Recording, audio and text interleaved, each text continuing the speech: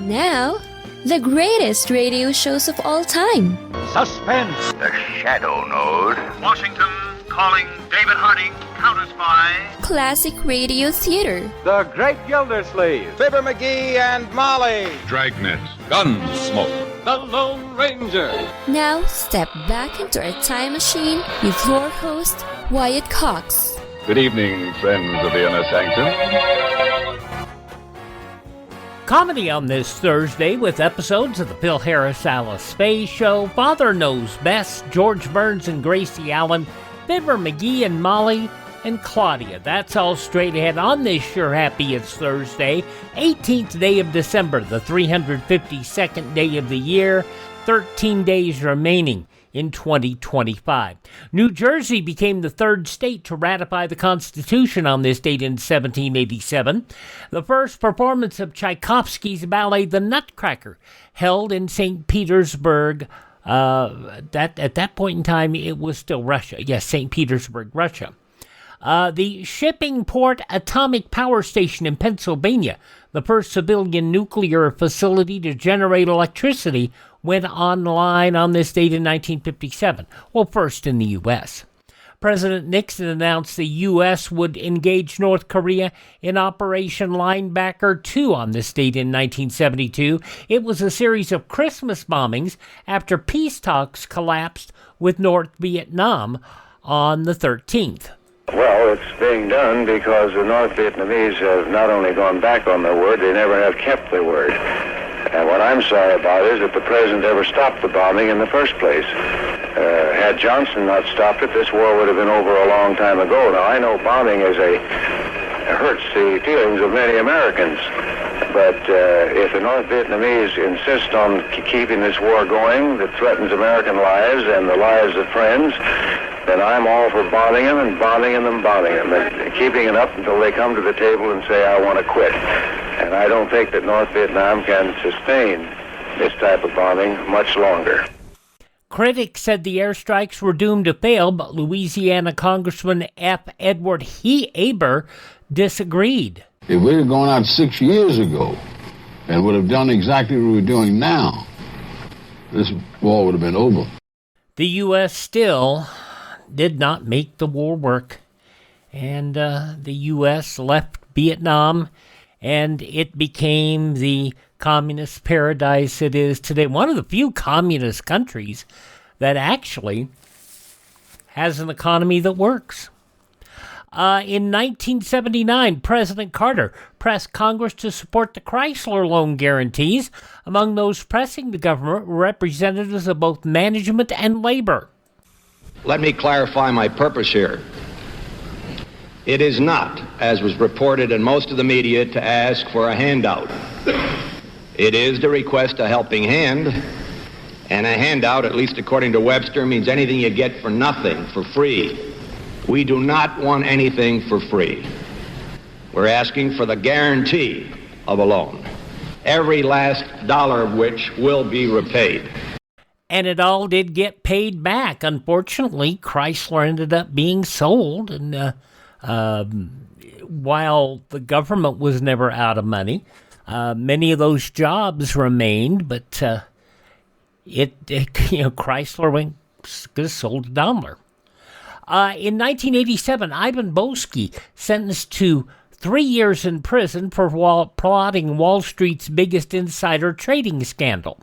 Mr. Boesky has now received a sentence that is much heavier than the vast majority of people convicted in federal courts throughout this nation. He is probably in the top 20% in terms of the length of sentence. Boesky was released after 2 years, but permanently prohibited from working with securities. He served his sentence at Lompoc Federal Prison Camp near Vandenberg Air Force Base in California. Oakland, California School Board passed a resolution on this date in 1996, officially declaring Ebonics a language or dialect. HTML 4.0, published on this date in 1997 by the World Wide Web Consortium. That's that language that makes all those web pages pop up. That's old by now. We're on 5.0, 6.0? Governor of California Gray Davis announced on this date in 2002 that the state would face a record budget deficit of $35 billion, roughly double the figure reported during his re-election campaign a month earlier.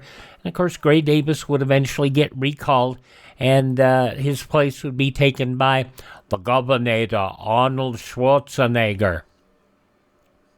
It was on this date in 2006, Secretary of Defense Donald Rumsfeld resigned, Robert Gates sworn in as the new Secretary of Defense. In 2017, Amtrak Cascades passenger train 501 derailed near DuPont, Washington, a city in near Olympia, Washington, killing 6 people, injuring 70 others.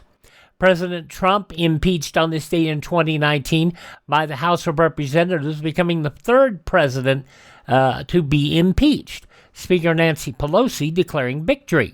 We passed the 2 articles of impeachment. The president is impeached.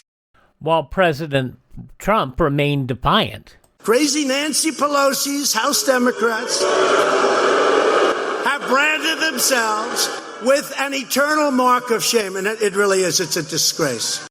The impeachment failed in the Senate. Passing away on this date in history, golfer Bobby Jones, game show producer Mark Goodson of Goodson Todman Productions, actor comedian Chris Farley, cartoonist Joseph Barbera, also actress Majel Barrett, and socialite actress Zsa Zsa Gabor.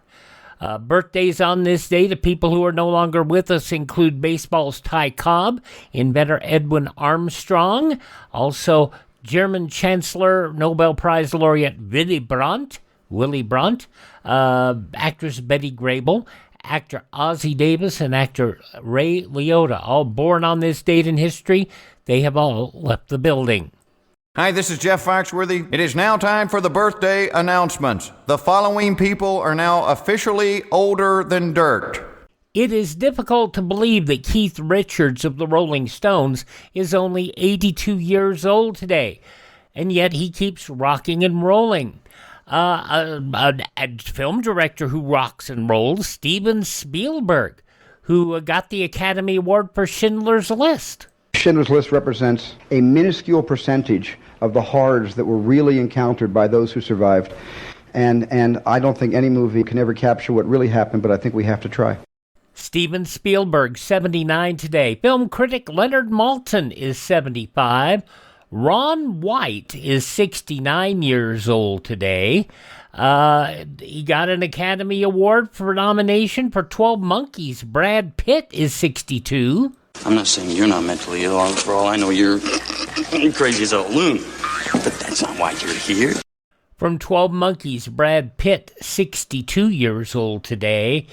And if, let's see, give him an oh hell yeah. Stone Cold Steve Austin, 61 years old today. Another fine pro wrestler. Monday Night, Mr. Monday Night, Rob Van Dam, 55. And the lovely, still at 50, Trish Stratus, 50 years old today. Singer Sia is 50. Actor Josh Dallas is 47. Actress Katie Holmes, 47 as well. I grew up in the middle of nowhere. The birthplace of Wendell Willkie is 20 miles away, and that's about it. From the 2002 movie Abandoned, Katie Holmes, 47. Christine Aguilera, 45 today. From Pretty Little Liars and Days of Our Lives, Ashley Benson is 36. From Nashville and Father of the Year, Bridget Mendler is 33. And singer Billie Eilish is 24. Those just a few of the people who celebrate the 18th day of December as their birthday. If this is your birthday...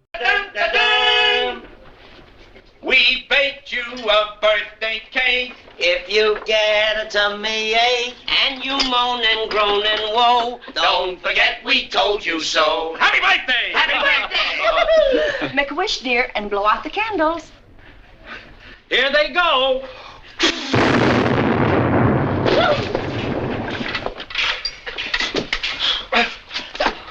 They are wonderful chefs, aren't they? We're going to go back in a moment and see what was going on with Phil and Alice about 3/4 of a century ago.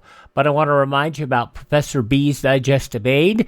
It helps you with, if it will help people who have gone through cancer treatments with their intestinal digestive problems, if it has helped people who have acid reflux with throat problems, other issues, it could do the job for you too. Check it out, profbees.com, profbees.com. If you go there and use my promo code Wyatt, number one, you'll save 10%. Number two, you'll support the podcast. So that's a little bit of good thing for both, wouldn't you say? profbees.com, promo code Wyatt. You can get the link in the show notes. You can also get it over at classicradio.stream. Support the show. Support your gut. Support your digestion. It's a good thing. Professor B's Digestive Aid, profbees.com.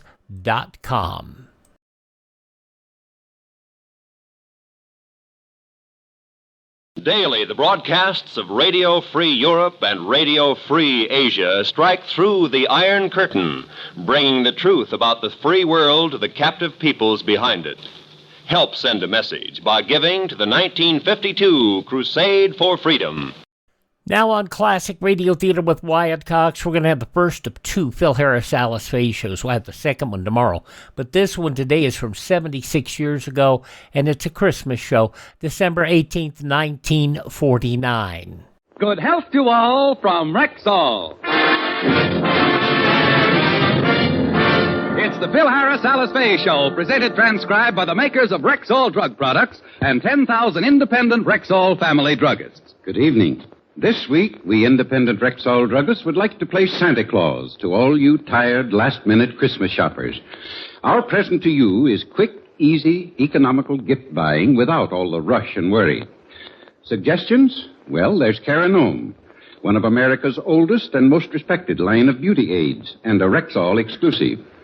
We have Caranome cosmetics in delightful gift sets for as low as $1.25, up to a luxurious, completely fitted travel case for $79. Then there's Stag, Rexall's exclusive and popular toiletries for men. You can buy them individually gift boxed for as little as 75 cents, or in handsome combination sets and fitted bags up to $15.95. If you're faced with some of that last-minute gift buying, look for the store with the orange and blue Rexall sign on the window. This week, that sign means quick, easy, can't go wrong Christmas shopping. Merry Christmas to all from Rexall.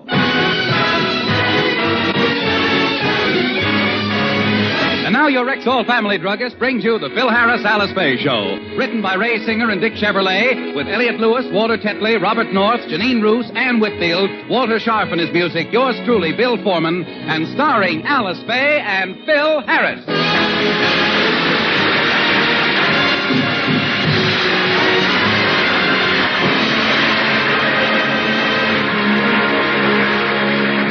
With Christmas just a week off, the Harris family is busily engaged putting a few Yuletide decorations around the house. Alice is hanging a holly wreath in the window, and Phil has just finished hanging some mistletoe over the door. There. Mistletoe. Ah, Philip, the many girls whose toes you've curled under this little sprig of greenery.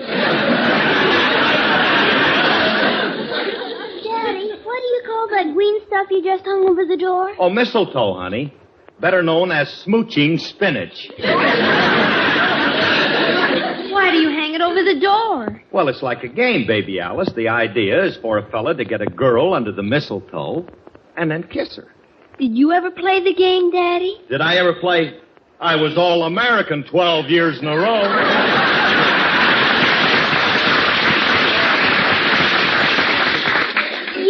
If a fella gets a girl under the mistletoe, he kisses her? That sounds like a silly game to me. Don't knock it till you've tried it, gal. And don't try it till you get my permission. Daddy, before you married Mommy, did you have any girlfriends? Oh, I had a few. I say a few. How many? Well, I don't remember. When I got married, I fired my scorekeeper. You know something? I probably had more girlfriends than you could... Phil, what are you doing? Daddy's telling us about all the girls he knew before he met you. Oh, them. That should make for nice, dull conversation. Mommy, did you know that Daddy used to go out with other girls? Oh, of course I knew we went out with other girls. I say girls. He never knew what a girl was supposed to look like until he met me. Now, look, Father, stop bragging about your former... Hello there. Where is everybody? Oh, hello there. Good morning, children. Howdy doody, Philip. Howdy doody. Oh, you dimpled darling, you. You know, sometimes, Willie, you're so cute I Philip, could just... stop chucking me under the chin. I ain't chucking you under the chin. I'm groping for your windpipe. I see you have your decorations up, Alice, and they look wonderful. The holly and the berries. Now, what's that green stuff hanging in the doorway there? That's mistletoe. What do you hang that up for? What do you... Oh, this kid really lives. Why, I don't know, but he does. Look, Willie, you're supposed to get a girl under... Look, didn't your father ever tell you about the birds and the bees? Naturally. Birds. A bird is a warm-blooded, feathered, egg-laying vertebrate commonly known as the avian sauropsida. Huh? A bee is a honey-gathering hymenopterous insect of the genus Apis. All right, Willie, all right. Philip, that's the scientific definition of the birds and the bees. Well... I must have a talk with my father. Papa is away off the beam. Your brother always I also know about fish. Now, shut up! Willie, do you really like our decorations? Oh, Alice the Beautiful. And I'm glad to see that you people are imbued with the Christmas spirit. That's more than I can say for our city fathers. Where's the big community tree they always have in front of City Hall? I ask you, where is it? Well, don't look at me. I ain't got it. No, you're right, Willie. I wonder why they don't have the tree up this year. That's what I'm going to find out. I'm on my way down to City Hall right now to get to the bottom of this. I'll go in and I won't come out till I know the whys and the wherefores. What did he say? He said he's going in on his why and coming out on his where. Willie, you're right. We should have a community tree, and I'm going to the City Hall with you. You're coming too, Phil. If enough people protest, we'll get results. But, Alice, I can't go. I've got a date with Frankie. Well, we'll pick him up and take him, too. Oh, all right. But I don't know if I'm in favor of this. Gee whiz, in order to put a tree up, you got to chop one down. What's wrong with that? I don't believe in it. You see, I've an affinity for our little green brothers. And if you'll lend me your big flapping ears, I'll proceed to tell you why.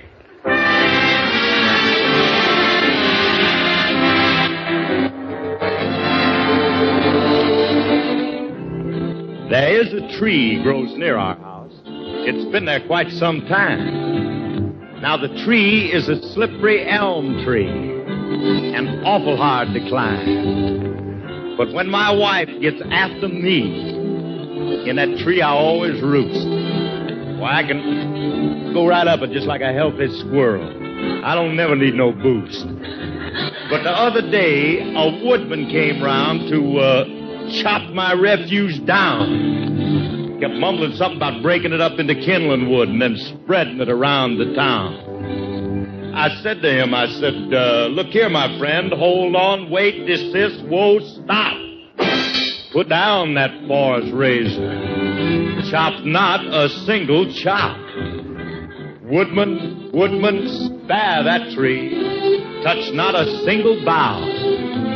3 years it has protected me, and I'll protect it now. Now go chop an oak. Get a birch or pine. But save old Slippery there, that's mine. That's the onlyest tree my wife can't climb, Mr. Woodman. It's bad for me. I went further than that. I said, Woody, can you see that hole way up near that old treetop? That's the one. I got $5 in soft money hid up there, and it's yours if you refuse to chop. Now, you see, no one can climb that tree but me, because really, friend, it's too slippery. Fact is, I can't get up there very well myself unless my wife is after me. So you go home and get my little woman and bring her here, and I'm going to proceed to call her a very naughty word. Then all you have to do, Mr. Woodman, is stand by incognito while I do that perfect imitation of a bird. Now, you ain't going to know just where I go. That is, while my wife's around. But the only thing I ask you, Mr. Woodman, the only thing I ask you, if you don't see me here on the ground, Woody, you gonna spare that tree. Touch not a single bough. Because I'm gonna be up there and I'll drop old 5 down to thee, the one I promised thou. You must make that axe behave. Because old Slippery there just must be saved. Man, that's a borderline twixt me and the grave. Mr. Woodman, Woody, spare it. Please spare it for me.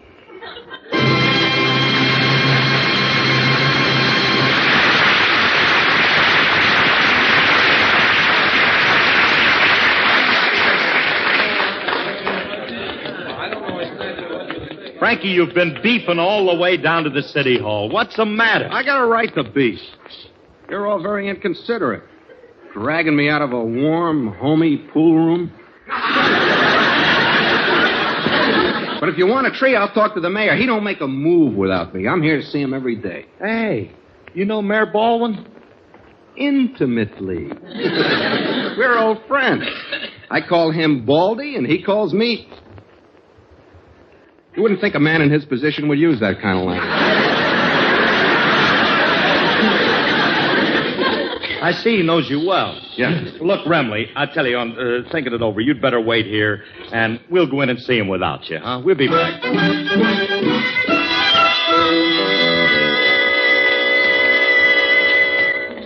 Well, here's the mayor's office. Now then, let's all go in together and assert ourselves. Pardon me, are you the mayor? Yes, come right in. Always glad to see the public. Make yourselves at home. Sit down, take your coats off, have a cigar. I suppose you're here to see me about the coming elections. Coming elections? Mr. Mayor, you've just been elected. You're all set for the next 2 years. I am? All right, stand up. Put your coats on and give me back those 2 cigars. What's the idea of barging into my office like this? Mr. Mayor, we came in to see you about a Christmas tree. Why didn't you say so? I have some very nice trees. What size do you want? I sell them by the foot. Always like to make a side buck or two. I'm an expert. I know all about trees. Well, that's a coincidence. We have a boy here who knows all about birds, bees, and fish. Go ahead, Willie. Tell him about the birds. Birds. A bird is a warm-blooded, feathered... Okay, well, that's enough. Don't tell him all you know. Let him ask his own father. Mr. Mayor, we want to know why the community Christmas tree isn't up this year. Yes, you're a disgrace to your office. Your incompetence is something... Just a moment. How dare you talk like that to a man in my esteemed position? Why, I'm a man of integrity, and you two are nothing but riffraff. Now, just a minute, Bud. Quiet, Riff. I'm talking to Raff.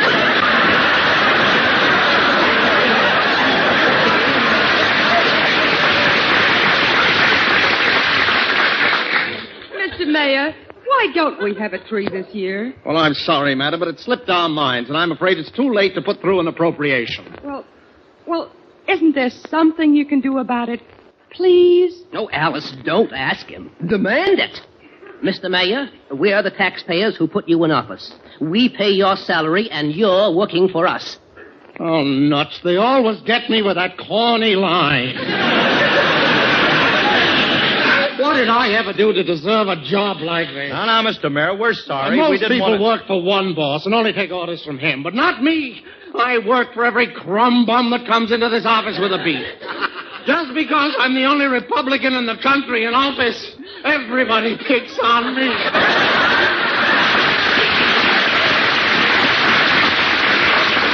Oh, I'm so unhappy. Now, Mr. Mayor, control yourself. Will you control your... And stop crying. You're wetting your Dewey button. Well, it's enough to drive a man crazy. Everybody's always coming in here asking for favors. What's taking you people so long? Oh, hiya, Baldy. No, Remley, not you again. How many times do I have to tell you we can't keep the saloons open all night?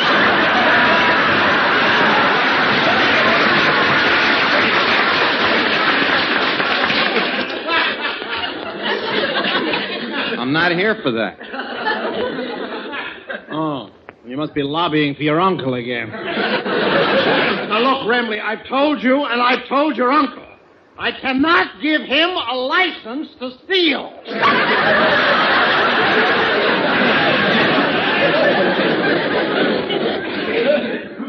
Frankie. Your uncle wants a license to steal? Yeah. The only way he can be law-abiding and still make a living. Mr. Mayor, if we buy a tree, will you allow us to put it up? Certainly, if you can find a 30-foot tree, it's okay with me, but I don't know where you're going to buy one that size at this late date. Oh, we don't have to buy one. I know exactly where to get one. I saw a lot of them up in the San Bernardino Mountains last week when I was there skiing.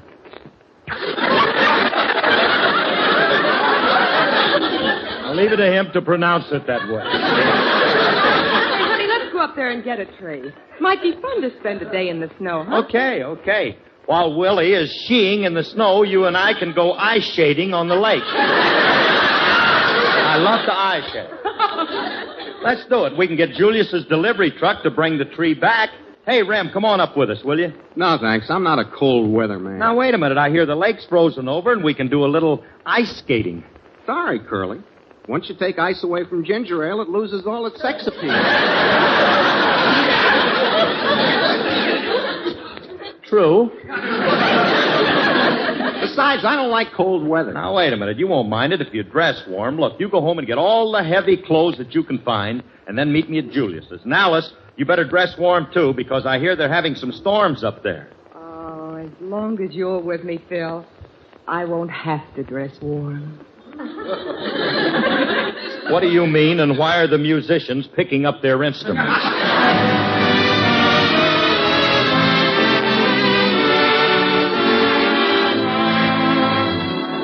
The snow is snowing, the wind is blowing, but I will weather the storm.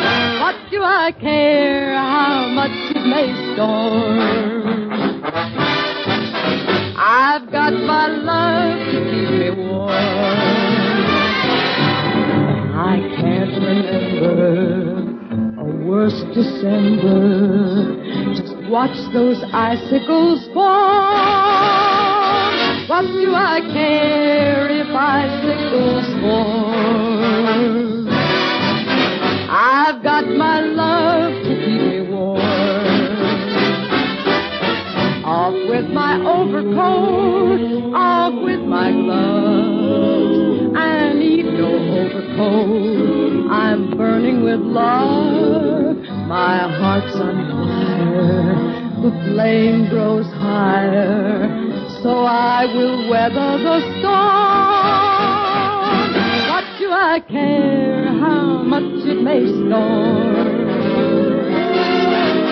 I've got my love to keep me warm.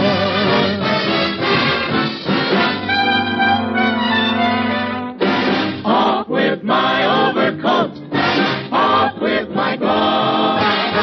I need no overcoat, I'm burning with love. My heart's on fire, the flame grows higher, so I will weather the storm. What do I care how much it may storm? I've got my love to keep me warm.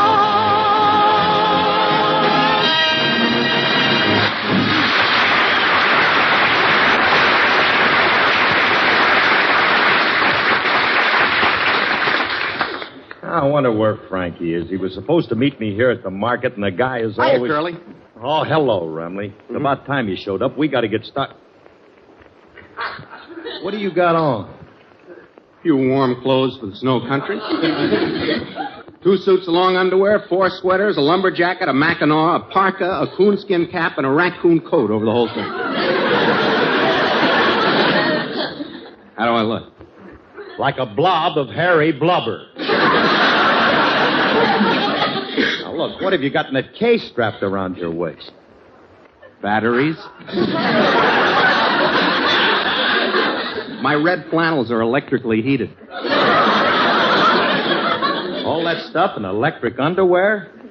Aren't you a little overheated? No. I ain't plugged in.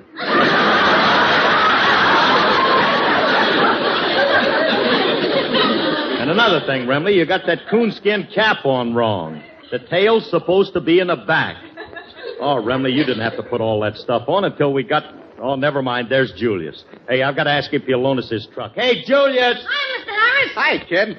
Well, if it ain't a nook at a north. Hey, Mr. Harris, what's Klondike Clyde dressed up for? Well, we're going up to the snow country, and he's prepared for it. Oh. What's that ridiculous-looking thing hanging down in front of his face? That's his nose. I mean, that other ridiculous-looking thing. That's a tail. Oh. And his face is very becoming.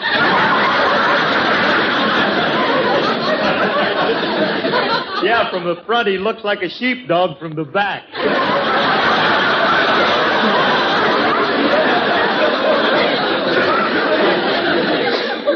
Oh, I am just convulsed by this hilarious routine. What's the matter with you guys? You'd think you never saw somebody wearing a nose muff before. What are you going up to the snow country for? Well, we're going up to get a community tree for the town, and, well, we want to borrow your delivery truck to bring it back. Julius, can we have it? What kind of a question is that? For such a noble cause to help humanity? To bring Yuletide cheer to my fellow townsmen, I'd have to be the lowest kind of heel to refuse permission for you gentlemen. All right, never mind the speech, never mind. Where are the keys to the truck? In my pocket, but you might have a little trouble getting up to the mountains. Why? I ain't gonna lend you the truck.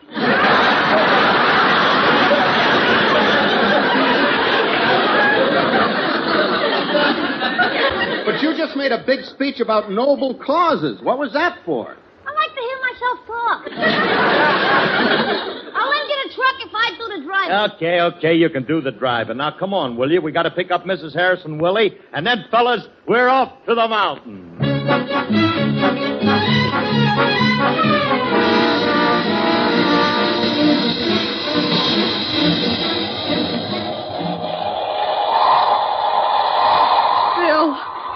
Phil, can't we stop down one of these small trees? No, we're not going to give up. Now, we came up here to get a great big tree, and that's what we're going to get. Oh, but Phil, the snowstorm is getting worse. Let's get back to the truck. I'm freezing. That's the trouble with you women. You can't take it. I'd like to keep you warm, but I don't know how.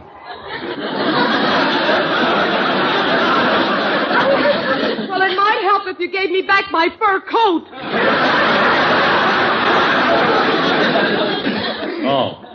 Well, if you want to be selfish, take it. Here. Ooh. Hey, you're right. It's freezing without that coat. How do you feel, Frankie? Very comfy. I just plugged myself in.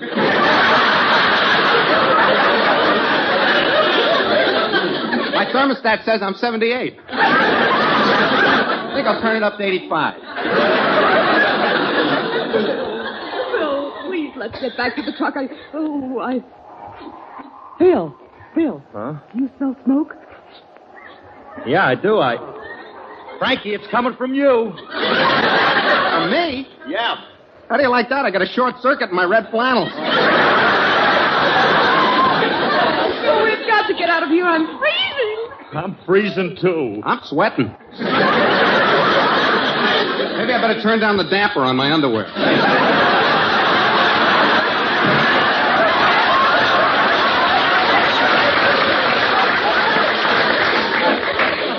Frankie, will you be quiet a minute? It's freezing to death.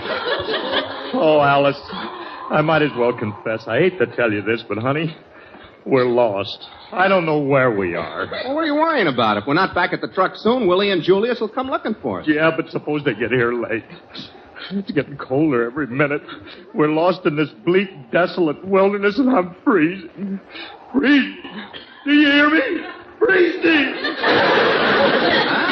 What are you getting excited about? Take it easy. How can I? I'm starting to get numb, and my feet are frozen.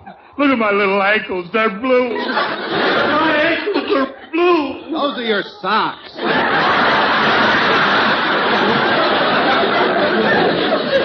Nothing wrong with your feet. I say there is something wrong. My leg is frozen stiff. Look, Frankie, I'm pinching it, and there's no feeling in it. Why is there no feeling in my leg? Maybe it's because it's my leg you're pinching. Well, this is a fine time for that.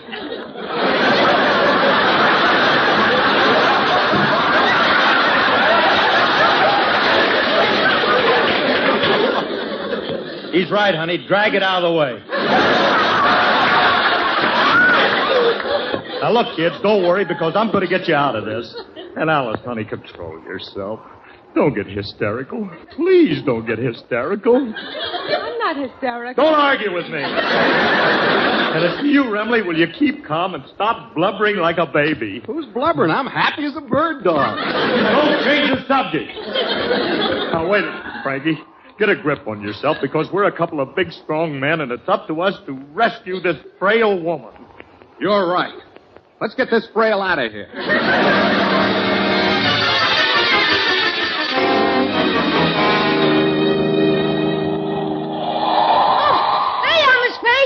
Thank goodness we got here in time. What happened to all of you? Oh, we all got lost. Frankie passed out, and I had to drag him for a half a mile. How's Philip? Is he all right? Lift him off my back and see. Oh, for goodness sake. Julius, give me a hand. All that trouble, and we didn't even get a tree. Oh, well, we got one. Julius and I found a big one right near where we parked the truck.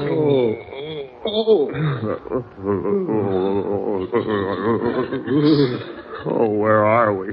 What happened? You're all right, Philip, and don't worry, I'm here. You I don't need. Where's the dog with the brandy?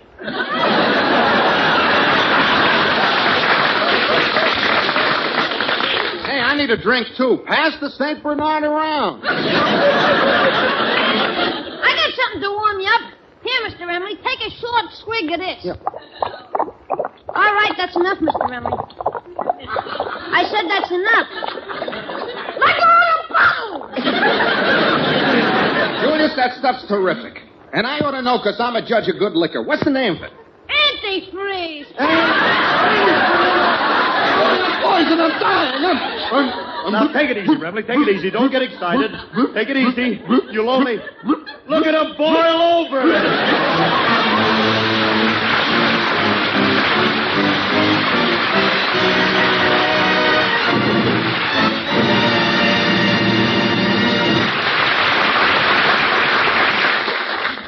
Alice and Phil will be back in just a moment. But right now, here's a stand-in for Santa Claus, your Rexall family druggist.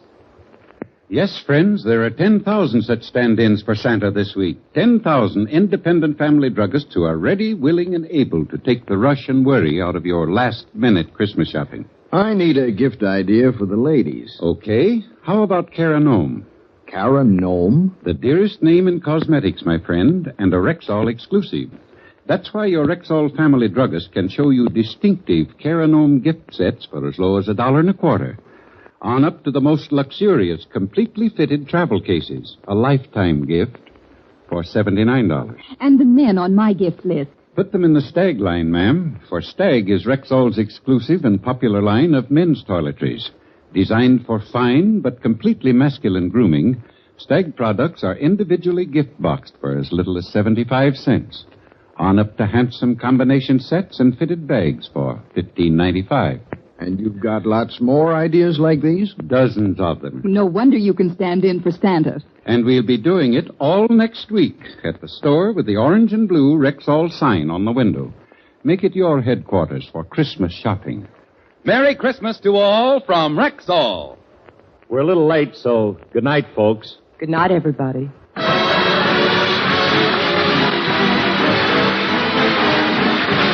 This program was produced and transcribed by Paul Phillips. Be happy on Christmas Day. Eliminate the rush and worry, the disappointments of last-minute Christmas shopping. Tomorrow, take your gift list to your Rexall family druggist.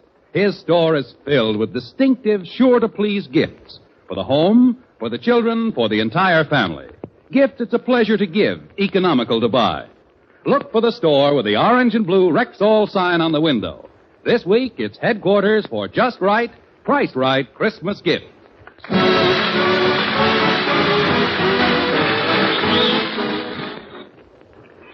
Stay tuned for Sam Spade, then Maurice Evans on Theater Guild on NBC. 76 years ago, December 18, 1949, Phil Harris-Alice Faye on Classic Radio Theater with Wyatt Cox. Let's go see what's going on in the household of the Andersons. We'll check out Father Knows Best in just a moment.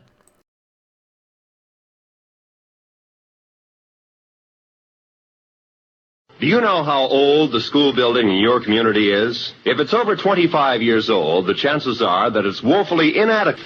Join with the groups in your community working for better school conditions. Remember, better schools build a stronger America. Now let's check out the radio version of the longtime television show Robert Young, Father Knows Best, 73 years ago, December 18th, 1952. Tell the truth. Isn't this a lot different than what you heard what you're hearing now? A lot different than what you saw on television? Mother, why did Daddy switch to Postum? Your father says there's no caffeine in Postum. Nothing to spoil your sleep. And your father knows best.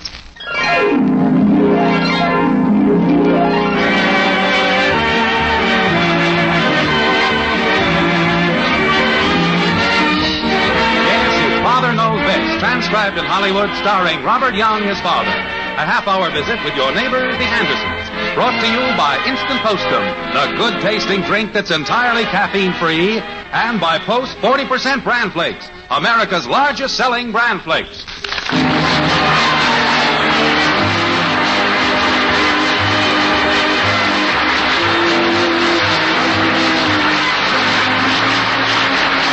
Most families, the Andersons of 607 Maple Street generally stick pretty closely together.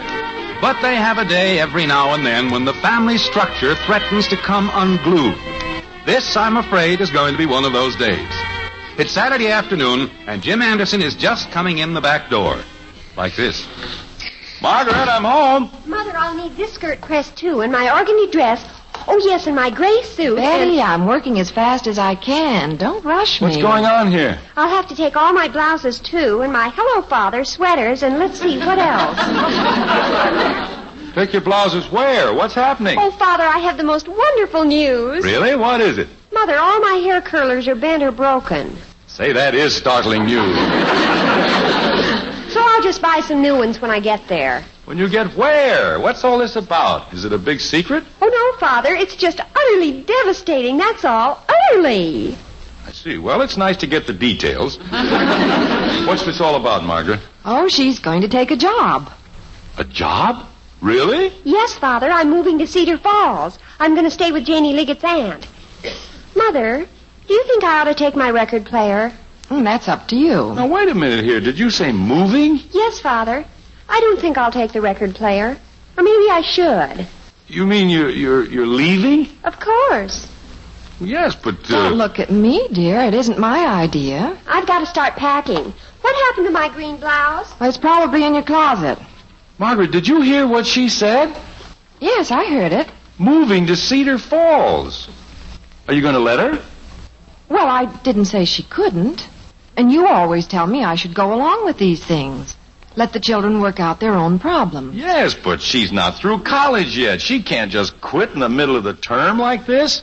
Well, I don't agree with it either, but This opportunity came up. As a matter of fact, it came through the placement bureau at the college. So they evidently approve of it. They said she could continue her studies by extension. Well, what kind of a job is this?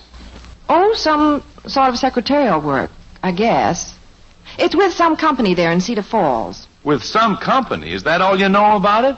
Oh, I'm sure it's a reputable firm. Well, how do you know? You don't even know the name of it. Sounds like some fly-by-night deal to me. Daddy. I don't think we ought to rush into this thing.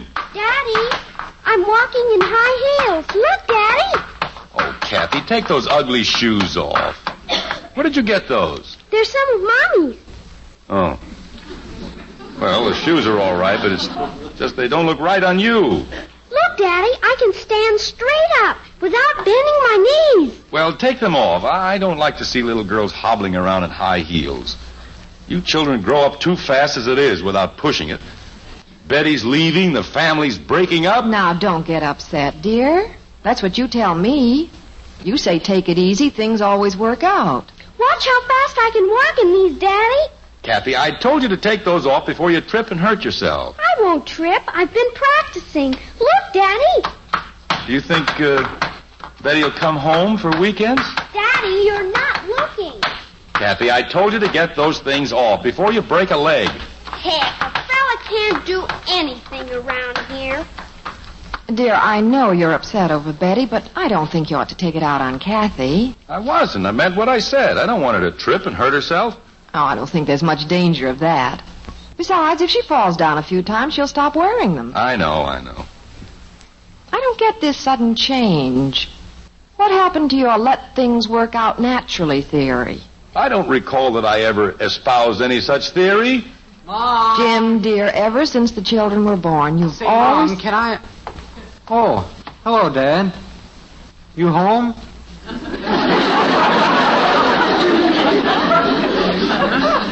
No, I'm on a live bait boat out in Puget Sound. Say, Dad, how would you like to have me bring home a big sack of owls? A sack of owls? Now, just what would we do with a sack of owls? Claude Mesner says they're valuable. You can sell the feathers. You don't say. For money. My son, a feather merchant. Owl feathers yet. Joe Phillips and Claude and me are going owl trapping tonight. Oh, you are, huh? Well, that is, if it's all right with you. Daddy! But I'm wondering if it's a good idea for you boys to... Daddy! All right, Shrimp Boat, get lost. Me and Dad are talking business. Aw, turn blue. Up the road, Squeegee. I don't have to, do I, Daddy? Well... Can I ask you a question, Daddy? All right, what is it, kitten? Holy cow. Can I wear just one of these shoes? Kitten, look, I don't want you to think I'm being mean to you, but when I ask you to do something, remember that it's for your own good, so please do it. Oh, darn. Well, anyway, Dad, me and Joe and Claude... Mother, do you know where my good hairbrush is? Oh, gosh. Where have you looked for it? It's not there. Well, which one do you mean? The black one? Ask Kathy if she took it. Why don't you take the white one? Never mind, I'll find it. Now, there's an intelligent conversation. Well, anyway, Dad, Claude's dad said he'd drive us out as far as Red Rock Bridge, and then we'll hike the rest of the way in. Carry our sleeping bags and all that. Sleeping bags? Sure, we don't want to sleep on the bare ground. Well, is this an overnight trip? Oh, sure. Can I go? Well, but in the first place, I don't like the idea of you boys out there chasing owls. Getting caught in those traps. We don't use traps. We sneak up on them in the dark with a net. Yeah, well, if anybody sees you out there chasing owls, they'll be after you with a net. There's no danger of that. It'll be dark. And in the second place, isn't it pretty cold to be camping out in sleeping bags? What if you get caught in a snowstorm? Oh, heck, Dad, it's not going to snow. No, but it could. Oh, Dad. You can feel it in the air. Oh, I'll look up the weather report in the paper. Oh, well, you can't go by that. Well, look, Dad, if it says no snow, can I go? Here's my suit, Mother. It won't need much pressing. All right. How about it, Dad? Did you find the black hairbrush, Betty? I was hunting for the white one. Oh. Well, did you find the white one? No, but I found the black one.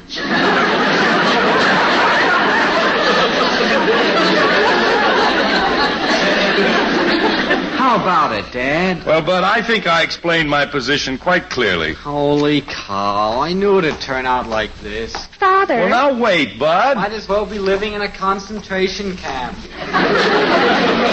Father. Yes, what is it, Princess? I hate to ask you this, and I'll pay it back as soon as I get my first paycheck.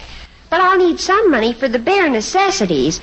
Rent and meals and movies and phonograph records and... Well, now, Betty, are you sure you know what you're doing? Why, certainly, Father. Well, what about this outfit you're going to work for?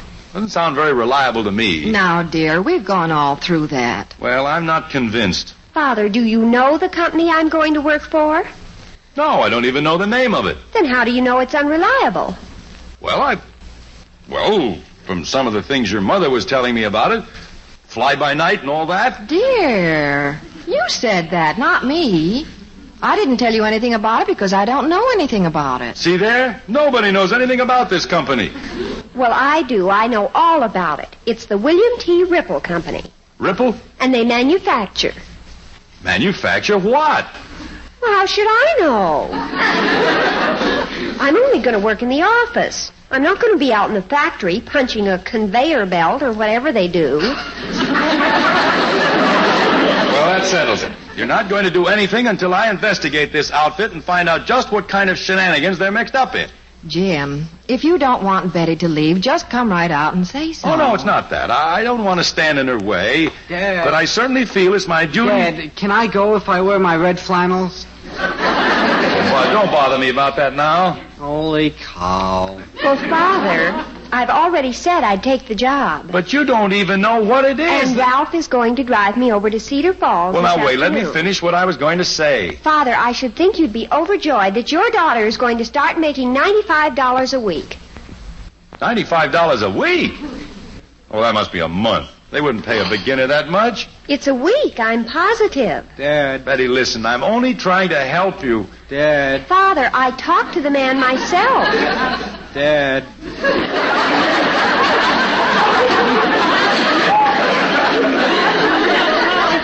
All right, what is it, Bud? How about it if I wear 2 pair of red flannels? Bud, I told you I didn't want you to go, and that's that. If you were older, it would be different. I'm older than I was last year. Betty, here's your suit. Thanks. Looks like I won't need it now, the way Father's talking. Well, Betty, now please listen. As I said, I don't want to stand in your way. But on the other hand, I certainly feel it's my duty to investigate this company before I let my daughter walk into some shaky enterprise she'll regret later on. Shaky? Dear, quoting your theory of the past, I think it would be good experience for her. Margaret, I wish you wouldn't keep bringing up my theories. Before she leaves this house, I'm going to make a few phone calls. Father, there's no one you can call now. It's Saturday afternoon. Every place is closed till Monday. I can't help that. I'm going to find out more about this. What is it, the Dribble Company? Ripple, William T. Mother, what am I going to do? Well, I'll go have a talk with your father. But I'll be truthful with you. It doesn't look too promising. Mother, what does he think I am, a child? Well, I'll see what I can do. Bud, Yeah? I want to talk to you. What have I done now? Nothing. It's what you're not getting to do that I want to talk about. What's going on? Get lost, Shrimp. I think it's high time we took drastic measures. Can I take them too? All right. Sit down, Squeegee, but be quiet. We are going to have a meeting. A meeting? The way things have been going around here, the way we're all being treated like infants, has got to stop. We've got to assert ourselves. Huh? We, the United Andersons, are going to revolt.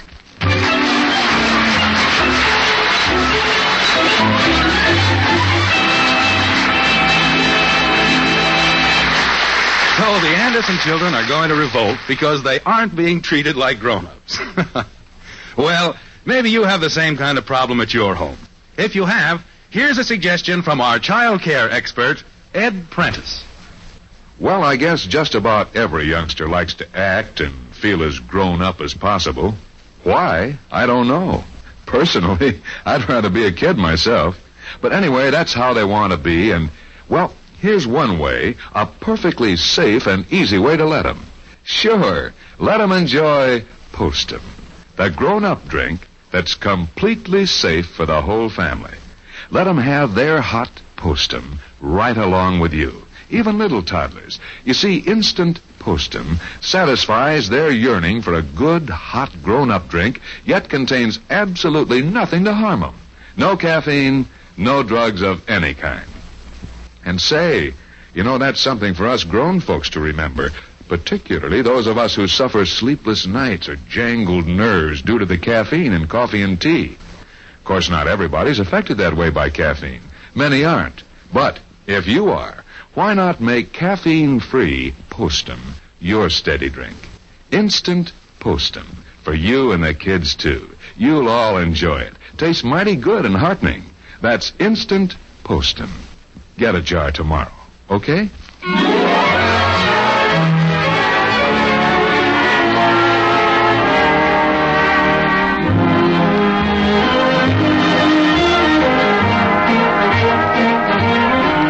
The Great Revolt is on at 607 Maple Street as the amalgamated Anderson kids assert themselves and establish right in such momentous issues as 1. Stumbling around in high-heeled shoes, 2. Taking a job in Cedar Falls, and 3.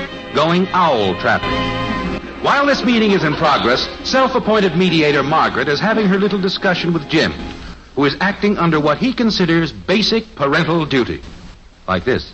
Honey, I understand all that perfectly, but I still say that I'd be a poor parent indeed if I didn't check into this job of Betty's. But you can't do anything about it now. You called over to Cedar Falls and found out the place is closed till Monday.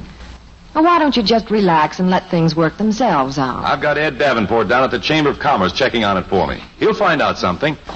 Oh, dear, you know how these things go. If you don't fight it, something always comes up and it's all forgotten. Margaret, you can't just sit by and trust to luck. Betty's too young, too inexperienced to take off like this.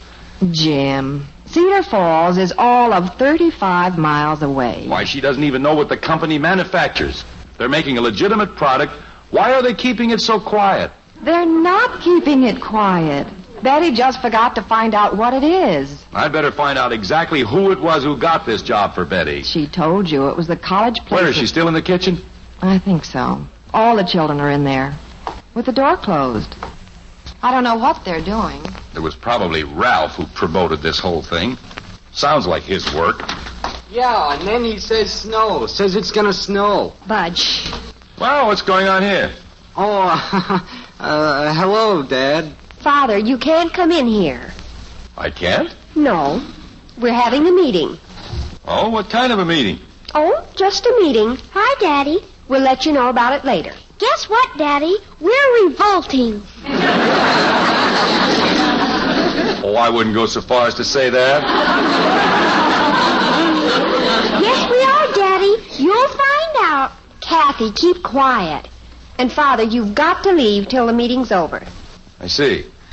Well, I guess I know when I'm not wanted. But hurry it up, because there's some things I want to ask you, Madam Chairman. You'll get your chance to talk, Father. Well, fine. I'll look forward to it. Goodbye, Daddy. I'm leaving. Don't worry. Well, did you find out anything? Plenty. There's a big deal going on in the kitchen. Sounds like mutiny. Mutiny? Yes, they're having a big meeting, and from what little I could pick up, I'm the principal target of their attack. What are they saying? I didn't get very much of it, but I think if I open the door just a crack... Oh, now, Jim, you're not going to eavesdrop. Well, this concerns me. It might be very interesting. Well, I'm not going to listen. And then on top of that, now get this, Betty. All right, you registered your complaint now. You don't need to go into any more of it. The point is... Let me tell this. I even offered to wear 2 pair of red flannels. Daddy says I can't walk in these shoes. Look how good I can do it, Betty. Get that, honey? Shh. Kathy, you've demonstrated 100 times. Now sit down. Not old enough, he says. The point is that we're all agreed that we've got to do something about Father. Right? Right. They just decided they've got to do something about me. I don't blame them. Our main complaint is that Father has failed to keep up with us and with the time. Yeah. His trouble is that he's just too utterly Model T. You can say that again. Yeah. He thinks we're still living back in the 1940s. 1940s? I thought you weren't going to listen. Well, I just happened to catch that. So our next step is to draw up a resolution and present it to him, right? Right. A New Year's resolution? No, a resolution telling him what changes we want made and what we intend to do. And that from now on, we want to be treated as adults instead of babies. After all, we're old enough to know a thing or two. You're doggone right. Yeah. I know a heck of a lot more about trapping owls than he does. All right. You kids keep quiet now, and I'll draw up the resolution. Okay. Bud, do you want to see me walk in these shoes? No.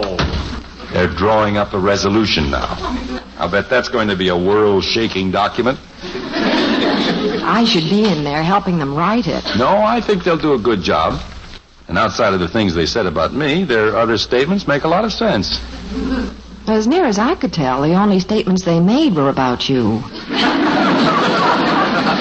Well, what I mean is, that's probably Ed Davenport calling back. I hate to interrupt the meeting, but I guess I'll have to barge into the kitchen to answer it. There's an extension, you know, in the den. Oh, yeah, that's right. Dad! Huh? Oh, what are you doing here behind the door? Oh, nothing. I was just talking to your mother for a second. Oh. Well, you're wanted on the phone. Oh, well, thanks. Come in, but make it snappy, Dad. Yes, sir. Yeah, make it snappy, Daddy. Oh, I will. I won't take a chance with this gang. Hello. Oh, hello, Ed. What did you find out? You were right, Betty. That's where he was. Oh, I see. Uh-huh. You're sure about that? Uh-huh. Well, much obliged, Ed. Maybe we can have lunch sometime next week. Fine. Goodbye. Is the meeting about over? Nope. We'll tell you when. Yeah, we'll tell you when, Daddy. I shall await it with eager anticipation. Was it Ed? Yes, it was Ed. Well, what do you have to say?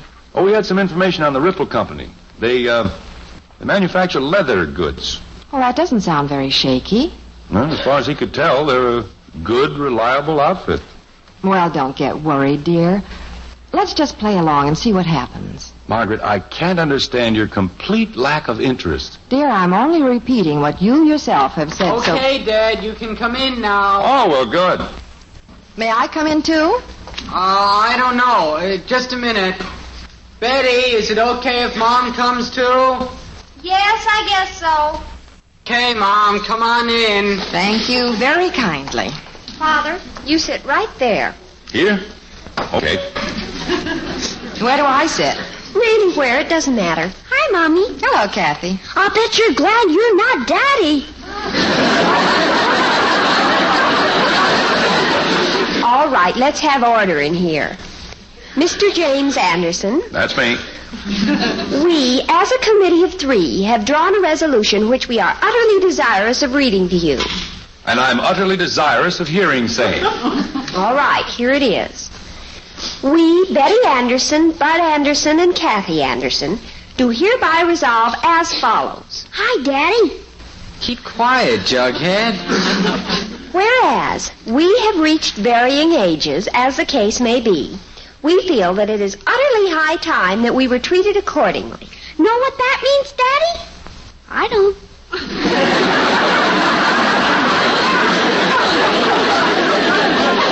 Okay, quiet. Whereas we feel quite capable of figuring a few things out for ourselves and making a few of our own decisions, we hereby intend to take the following courses of action. Yeah. May I have a drink of water? No. What about me first? Number 1. I, Kathy Anderson, do hereby intend to wear whatever type footwear at various times and on various occasions as I so please. I got 'em on right now. See, Daddy? Uh-huh. Number 2. I, Bud Anderson, do hereby intend not to be prevented or restrained from going owl trapping by utterly spurious weather reports about snow and etc. And furthermore, I do not intend to wear 2 suits of red flannels either inside the sleeping bag or outside. Number 3. I, Betty Anderson, being of sound mind and practically grown up, do hereby... I know. Do hereby utterly insist that I'm going to Cedar Falls. For the purpose of making $95 a week. Never mind reading the rest of it, Princess. Where are you going, Father? I'm hauling down my flag and retreating to the den. Then it's okay to go owl trapping? Sure, go ahead. Now, dear, just a minute. I know when I'm outnumbered, Margaret. Then it's all right to take the job, Father? Sure, go to Cedar Falls, make $95 a week. It's your life. I'm not going to interfere. Can I wear Mommy's shoes? I don't care, kid. Wear stilts if you want to. Dear, you don't have to give in to everything. What are you going to do? Honey, I'm just going to sit here in the den and lick my wounds. Now, don't take that attitude, Jim. No, honey, you said to just relax and let things work out. I'm going to follow your theory this time. My theory? You've been telling me this all afternoon. Now I'm going to do it.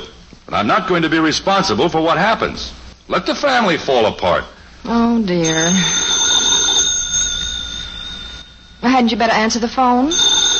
Why answer it? I'm going to relax and let things work out. Maybe it'll stop ringing. Aren't you going to answer the phone, Dad? No, it's probably for Betty anyway. Hello? Yes? Who? Oh, well, just a minute. Betty, it's for you. Who is it, Ralph? No, it's some guy by the name of Masterson or something like that. Oh, that's the man at the placement bureau. It's about my job. Margaret, when do things start working out? Dear, I didn't say that they were going to... Yes, this is she. What? Switchboard training? No, I haven't had any of that. Mine's been mostly shorthand and typing and all that. Gee, I don't even know what a leather stamping machine is. Well, Mr. Masterson, couldn't I just take the secretarial part of it and maybe take less pay than the $95 a week? What? A month? Uh-oh. Did you hear that, Margaret? Shh. Well, I guess you'd better tell them I won't take it. Thank you, Mr. Masterson. Goodbye. Princess, I was just thinking, I'll bet Ed Davenport down at the Chamber of Commerce could use a good girl in his office this summer, after school's out. Father, you were right. It was $95 a month. Yeah. Well, I'll talk to Ed next week. As a matter of fact, I'm going to have lunch with him. Well, Dad, Joe and Claude are expecting me over at Joe's house, and I ought to... Holy cow, look out the window. Father, do you really think Mr. Davenport... Holy jumping cow. What's the matter, Bud? I never would have believed it. Believe what? Look, it's snowing.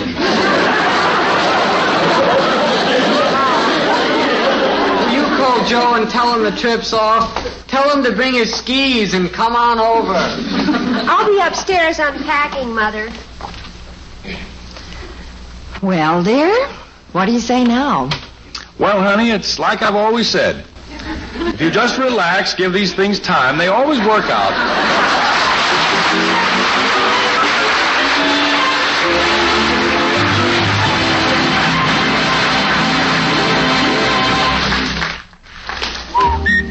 For goodness sakes, eat Post Bran Flakes.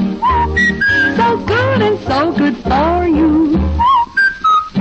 Mother, it's important to know that a good-for-you cereal also has a delicious flavor that the whole family will love. And that's exactly what the Post cereal people have done for Bran. Yes, they have given their new Post 40% Bran Flakes a wonderful new magic oven flavor, a tempting, crisper texture that many people now prefer over any other cereal. And besides tasting good, Post Bran Flakes are good for you because they give you those important keep regular benefits that Bran is famous for. So next time you go shopping, be sure to buy new Post 40% Bran Flakes, America's largest selling Bran Flakes. They're really good and so good for you.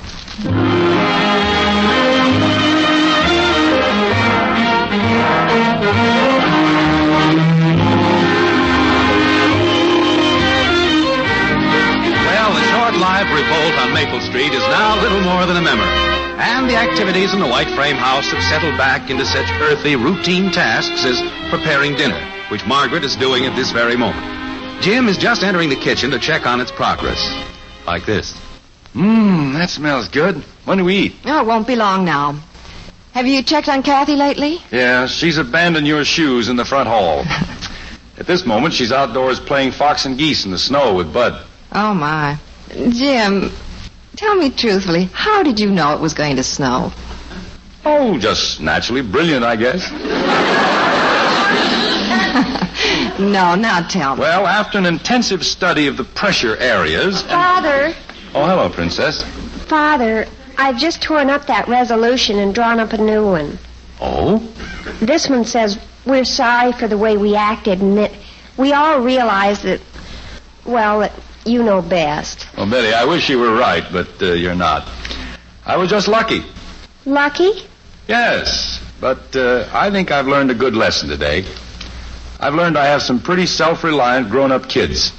And from now on, maybe your father will be a little less, shall we say, Model T.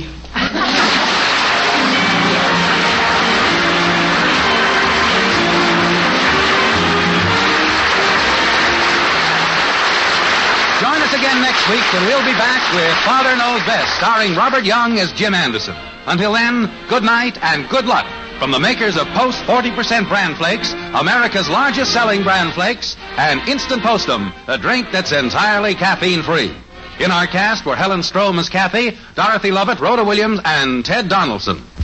It's the best hot cereal you ever ate. Post Wheatmeal, the best hot cereal anybody ever ate. Rich and delicious with a nut-like flavor you'll never want to miss. And hot Post Wheatmeal is so good for you. Packed full of solid whole wheat nourishment, especially good for children. Post Wheatmeal takes just 3 minutes to cook. Get the big family economy size with a picture of Roy Rogers on the package. Post Wheatmeal, the best hot cereal you ever ate.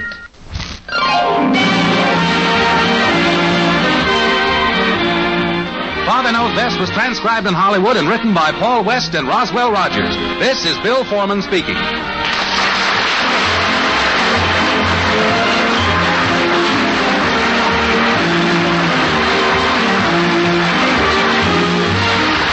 Tonight, play Truth or Consequences on NBC.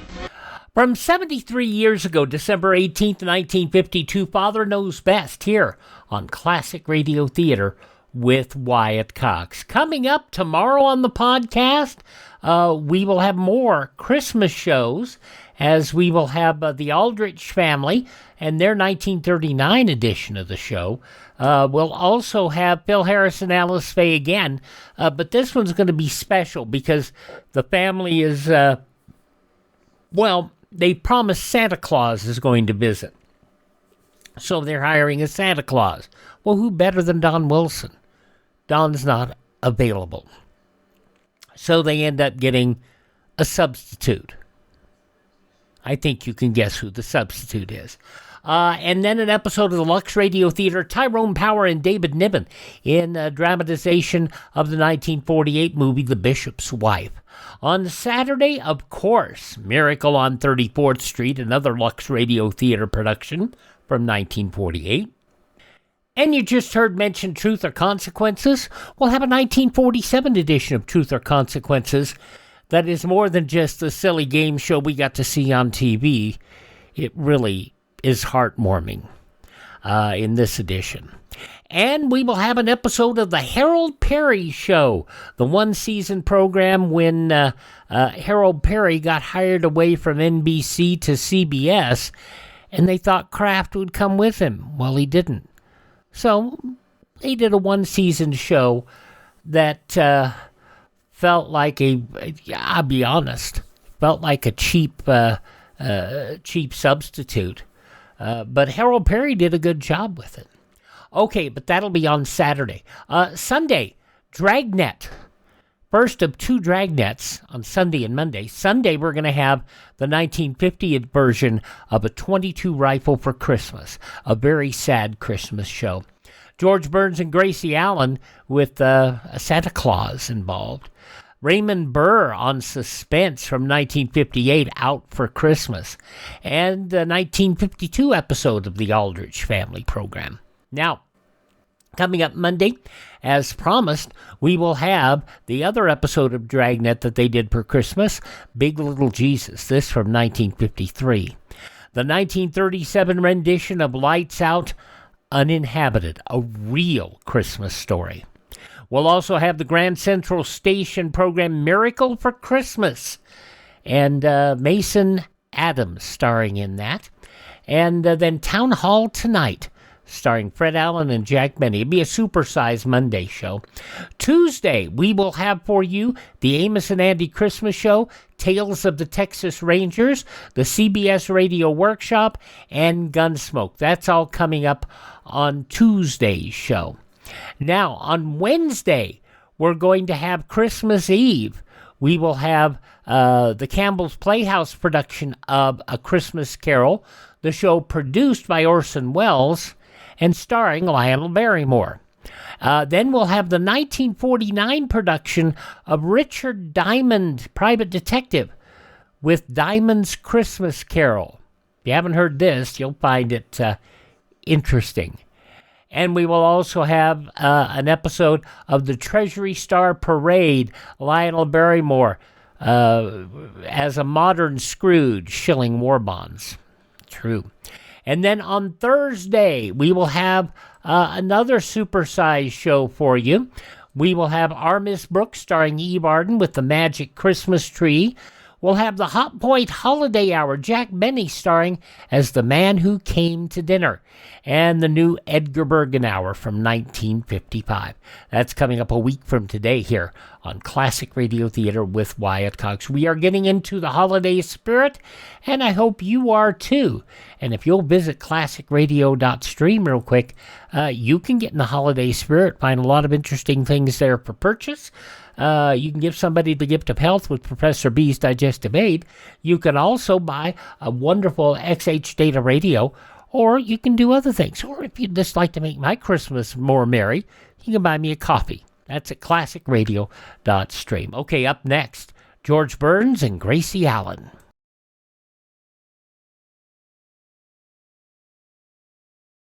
Alert Americans will heed history's lessons. Throughout history, surprise has had a leading role in military disasters. Today, an enemy capable of surprise air attack could leave chaos in his wake. That's why you should be in the Civilian Ground Observer Corps, volunteering a few hours a week to guard our skies. Be a ground observer. Contact your local civilian defense office.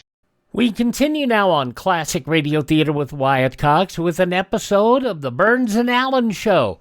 George and Gracie going back 78 years, December 18th, 1947.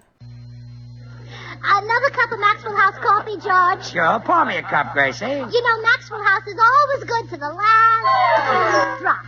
And that drop's good, too. Yes, it's Maxwell House coffee time, starring George Burns and Gracie Allen.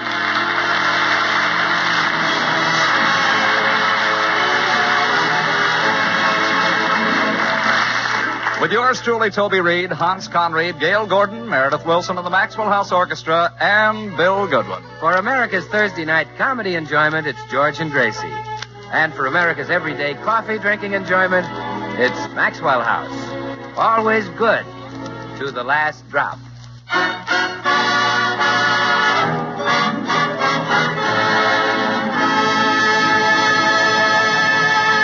Well, George put off his Christmas shopping until this week, and then he was caught in that final frantic stampede of women shoppers and almost trampled to death. We find him now seeking refuge in the corner cigar store where he meets Bill Goodwin. Hi, George. Oh, hello, Bill. Hey, you look kind of rumpled. I am, Bill. Bunch of women shoppers knocked me down and walked on me. Holy smoke, I'll say they did. Well, look at your poor face where they stepped on it. It's all battered and beaten. What a horrible mess. They didn't touch my face. Oh, yeah. I dread going back to that store, but I gotta get Gracie's Christmas present. I'm already in the doghouse with her. How come? Oh, a little slip of the tongue, Bill. This morning, Gracie said, I'd like to have Mother here for Christmas. Can she fly down? And I said, why not? I never saw an old crow that couldn't. George, I'm surprised you don't get along with Gracie's mother. You're the same type, the same temperament, same age.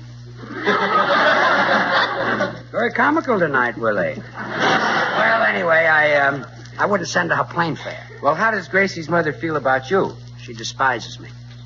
Are you sure? Oh, yes. She's never come right out and said so. It's just the little things she's done. Mm-hmm. Little poison in my soup? Little dynamite under the bed? Just the little things. Yes. But when you put them together, they spell drop dead. I see. So that's why I'm knocking myself out to get this Christmas present for Gracie. But after I fight my way to the counter, the girl ignores me. Oh, well, I can get that girl to wait on you, George. I've dated her. You don't even know what store I was in. Makes no difference. If she's a girl, I've dated her. Well, thanks, Romeo, but I'll handle it myself. This time, I'm going to assert myself. I'll knock those women right and left. I'll fight my way to the counter, grab the clerk by the neck, and say, "Now, see here. I want a Christmas present for my wife. So get busy and sell me, What's the matter? But forgot to find out what Gracie wanted."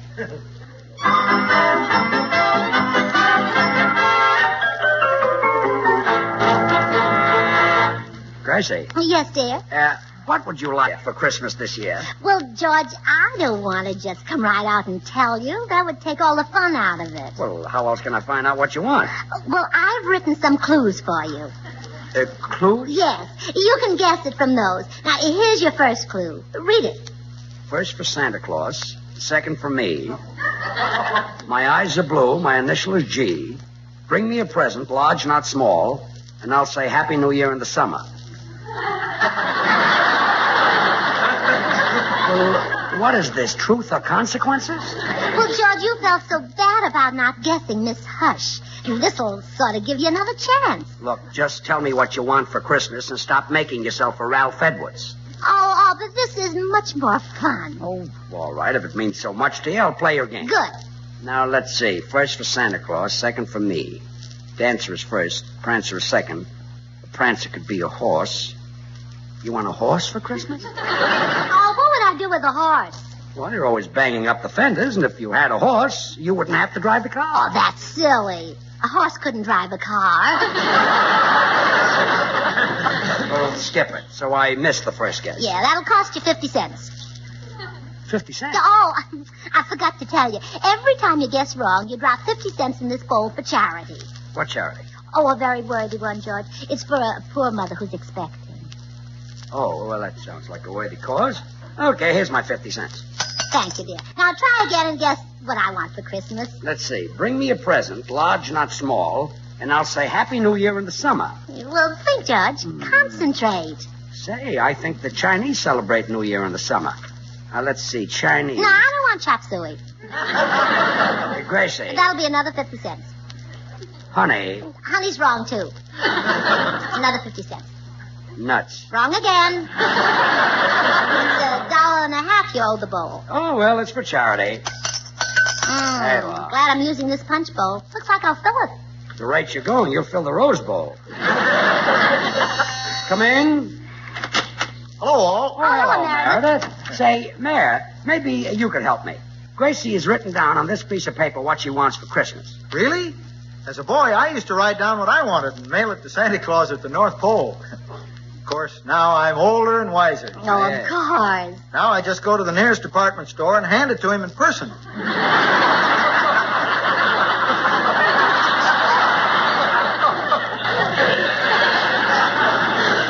I'll be glad to hand him your letter, Gracie. That won't be necessary, Meredith. No. This is something Gracie wants me to give. Oh. Yes. Well, would you be interested in hearing what my Uncle Tobias gives my Aunt Tilly for Christmas? No, Meredith. Well, sir, every year my Uncle Tobias gives my Aunt Tilly a lock of his hair, and she gives him a lock of her hair. They've done that now for 20 years. Oh, how sweet. This year he's giving her a wig, and she's giving him a toupee.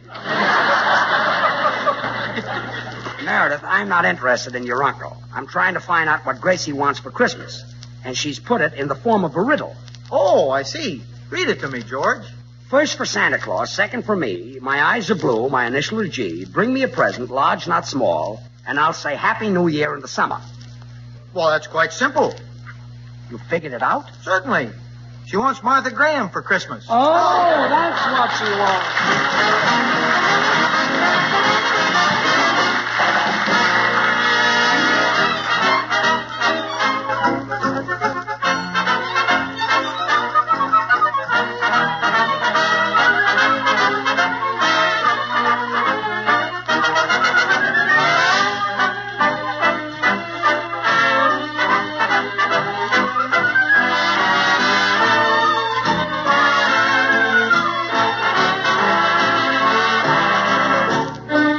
Ah, mighty pleasant melodies, Meredith, with a swing to their rhythm that sets your feet to beating. True, Toby. It's the rhythmic beat of a schottische, which is a slower Scotch version of the polka. The Scotch polka? That sounds good. Oh, it is good, Toby.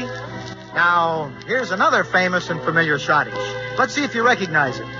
First, we'll start with just the mellow harmony.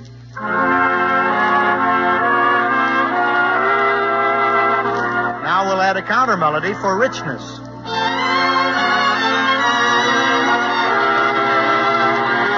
Sounds mighty smooth, Meredith, but I still can't guess the name of it. You'll be surprised, my boy. Listen while we add that vigorous schottische rhythm. And now we'll combine the melody to complete this blend of a familiar schottische at its best.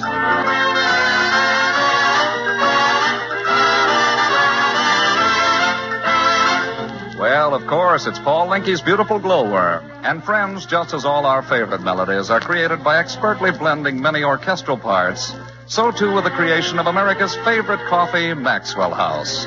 The superb quality, the famous good to the last drop flavor of Maxwell House, demands that not just one, but many choice Latin American coffees be included in the final superb Maxwell House blend. With great care and skill, the Maxwell House experts test and select Manizales for mellowness,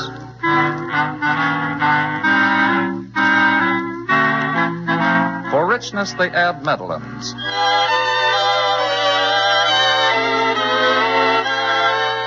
For vigor, they choose other choice coffees.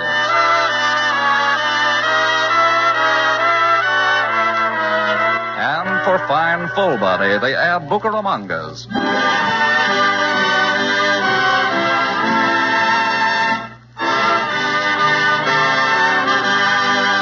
All adding up to flavor perfection of America's favorite coffee, Maxwell House. A blend so completely satisfying, it's bought and enjoyed by more people than any other brand of coffee at any price. So friends, enjoy the extra flavor of Maxwell House coffee yourself.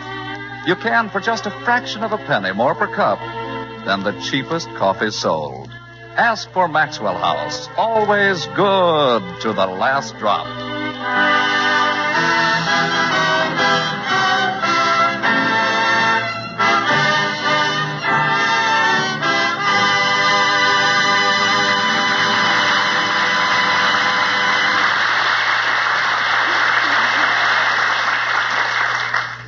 Stockings for Christmas? No. Drop another 50 cents in the bowl. Purse? No. Gloves? Suede gloves? Yeah. Brown suede gloves? Yeah. Hand-stitched? Yes. No. Gracie, I can't guess what you want for Christmas from the silly clue. All right, I'll give you the next clue. Good, let's hear it. Roses are red, water is wet, Truman is president, and how have you been?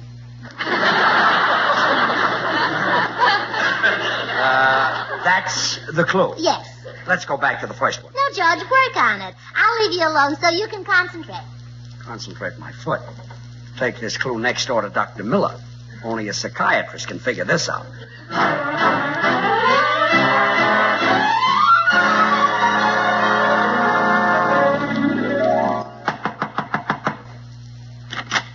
Oh, hello, George. Doc, I want to read you something. Very well. Roses are red, water is wet, Truman is president, and how have you been? What does that mean to you? Means you came to me just in time. You're cracking up. No. I didn't write it. Gracie wrote it. Oh. It's supposed to tell me what Gracie wants for Christmas. Does it tell you anything? Definitely. Tells me Gracie needs something for the house. What? Padded walls. I hope that you could look at this clue and tell me what she wanted. Well, I could, George, if I understood how her mind worked. But to determine that, I'd have to psychoanalyze her. Okay, Doc. I've got to find out what this clue means. Every time I guess wrong, it costs me 50 cents. So I'll probably save money even with your fee. Why, I wouldn't accept a fee to psychoanalyze Gracie. Why not? For a psychiatrist to get into her mind. Be like a burglar getting into Fort Knox. I see what you mean. I'll send her right over.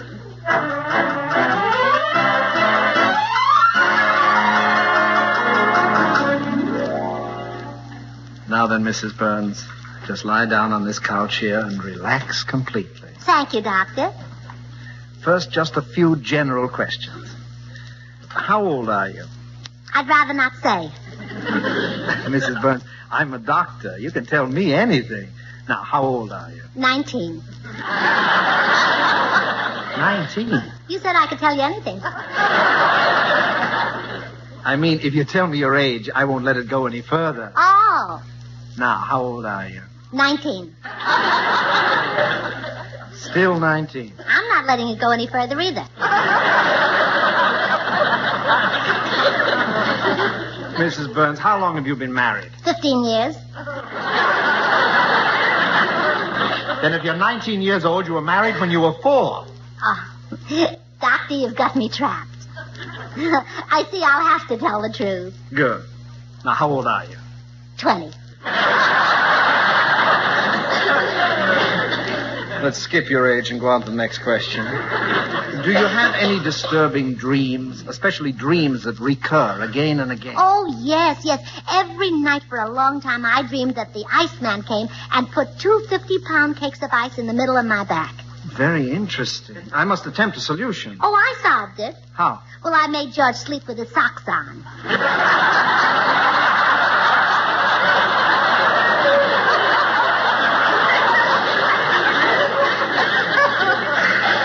Yes, I see.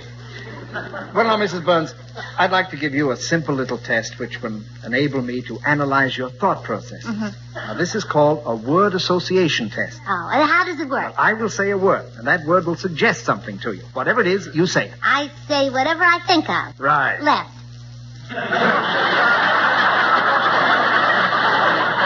I hadn't started yet. Now, here we go. Picture. Frame. Powder. Pup. Telephone. Thank you. Hello? What does the telephone suggest? Nothing. Nobody's on the wire. Mrs. Burns, the telephone did not ring. When I said telephone, you should have said something like Alexander Graham Bell. I see. Let's proceed. Army. Navy. Soldiers. Sailors. Wax. Fibber McGee and Molly.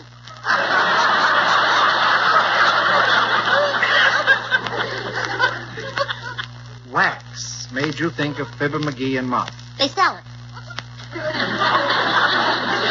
I was referring to WACS. So was I, Johnson's. Let's proceed. Bing Crosby. Singing. Spencer Tracy. Acting. Charles Boyer. Charles Boyer. Oh, no.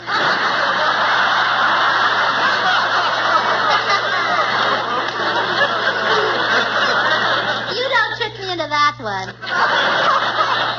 I see you taking notes. So my husband can read. Let's proceed. Hello?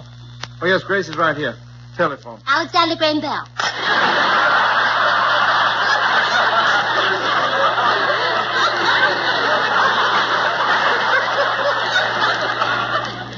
That was your husband. No, I'm married to George Burns. That'll be enough for the word association test. Now, suppose we delve into your childhood memories. Your family life. Was it happy and normal? Oh, yes. Every morning, bright and early, the sun would come streaming through the kitchen windows and wake us up. We'd jump out of bed. Oh, wait a minute, Gracie. Your family slept in the kitchen? Well, certainly. Where did you expect them to sleep? In the bedroom. Stupid of me, wasn't it?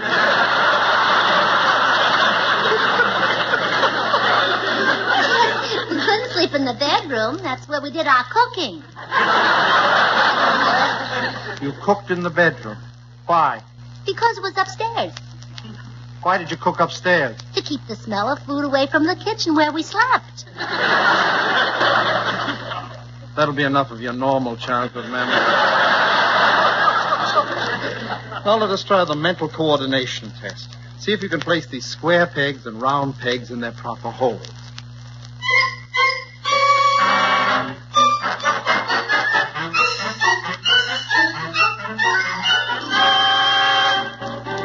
George, I have completed the psychoanalysis of your wife. Swell, Doc. Oh, yeah. First, I gave her the Binet-Simon intelligence quotient test. Then I traced her mental processes with the word association test. Then I gave her the Bechterew-Mendel reflex test, the Rorschach inkblot test, applied the factors of heredity and environment, and I knew her mind like a book. Wonderful. I then applied this knowledge to the clue she'd given you, and I was able to make a guess as to what she wanted for Christmas. Well? Where do I drop my 50 cents?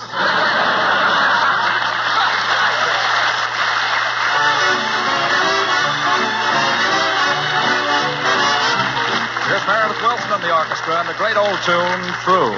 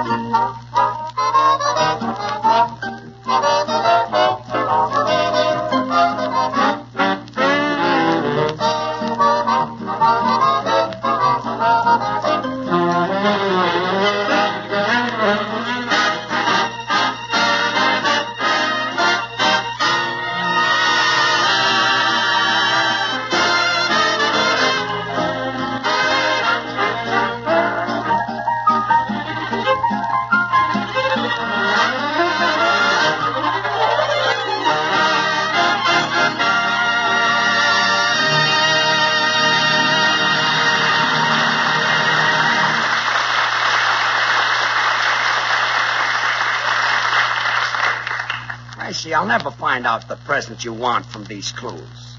What have I given you for other Christmases? Well, the first year we were married, you gave me a string with one pearl on it. You said that every year you'd add to it. And I have, too. Say, maybe that's it. You want me to add to it again? Oh, no, you better not. The string is so long now, I keep stepping on the pearl.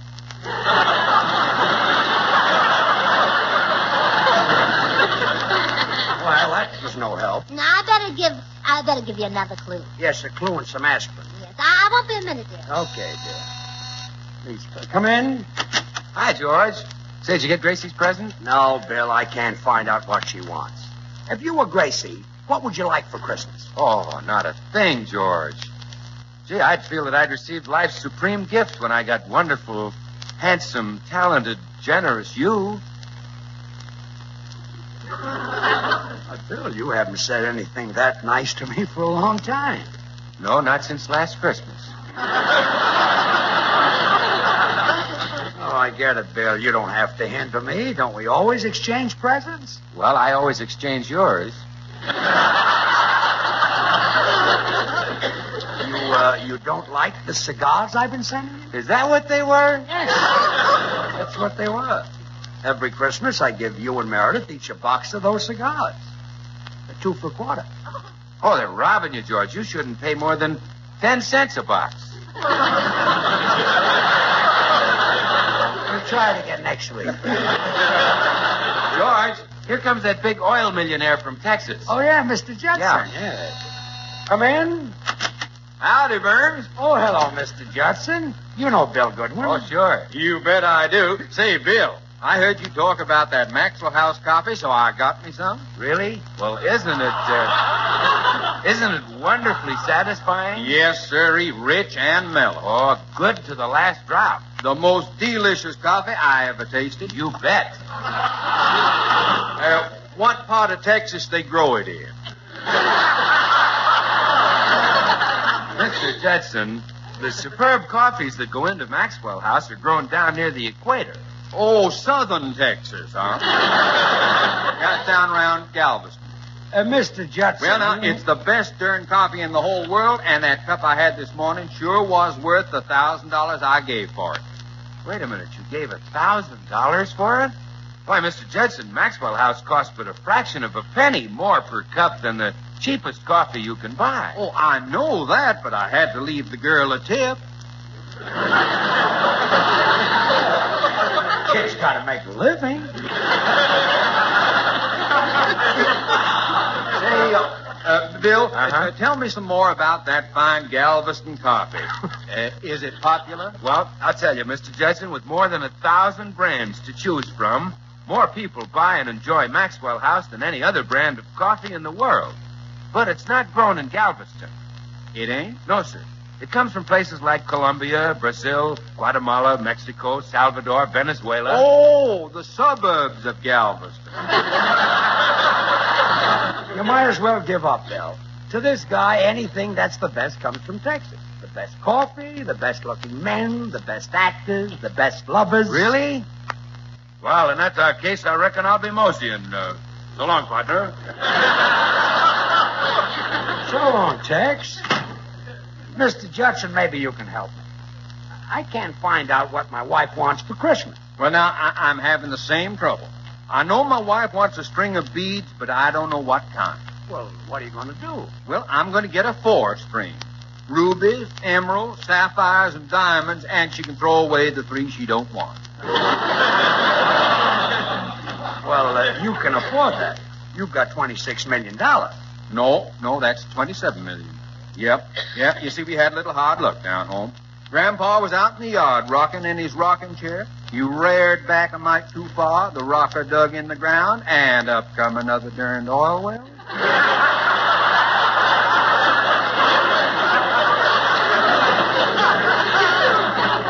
You call that hard luck? Oh, Grandpa'll never get that stuff out of his beard. Tough break for Grandpa, wasn't it? George? Yes? George, I've got another clue. Oh, hello, Mr. Judson. Howdy, little lady. Say, your husband tells me he's having trouble guessing what you want for Christmas. Yes, he is. He even guessed that I wanted a horse. Well, now, that wouldn't be bad. You could bring him down to Texas and ride him on my range. Oh, no, I wouldn't do that. If the gas was on, he'd burn his feet.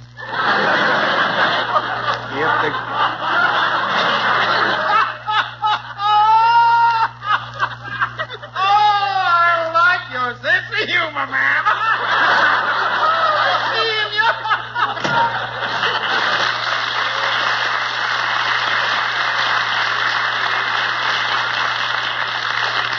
Well, George, I've prepared another clue for you. Does this one give me a real hint? Well, read it and see. Use your brain. Don't be a goat. Why not ask me if I'd like a mink coat? Well, how's that for a hint? So that's it. You want a mink coat for Christmas? Can I have one? No. That isn't it, then. Drop another 50 cents in the bowl. Now, wait a minute. That's a cheat. This clue can't mean anything but a mink coat. Yes, it can. Now, here, I'll help you. Now, look at the second line. Don't be a goat. Now, what do goats give? Milk. And, what do they make out of goat's milk? Cheese. Well? You want goat cheese for Christmas? Drop another 50 cents in the bowl. Gracie. Now, that's $1 you owe the punch bowl, Joe. Oh, all right. What charity did you say this was for? Oh, poor mother who's expecting. Oh, a mother's expecting. Okay. Now, don't give up. Let's take the first line of the clue. Use your brain. Where is my brain? That's tougher than what do you want for Christmas?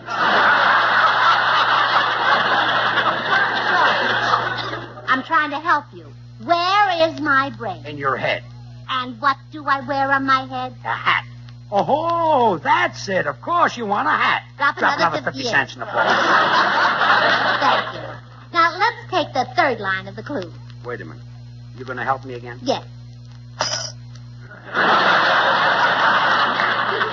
It's easier that way. Oh, you're getting discouraged. I'm getting discouraged, yes. Well, let me see how much money is in the bowl. 5, 10, 15, 20, 25, $28. Never mind, dear. You needn't make any more guesses. Well, hallelujah. Now tell me, what do you want for Christmas? I don't know. You don't know? No, just get me anything at all. Then why did we go through this guessing routine? Well, so I could get this $28 to send to my mother. It's your mother who's expecting? Yes, she's expecting to visit this year in her plane. Her plane? She's got to give me her plane fare.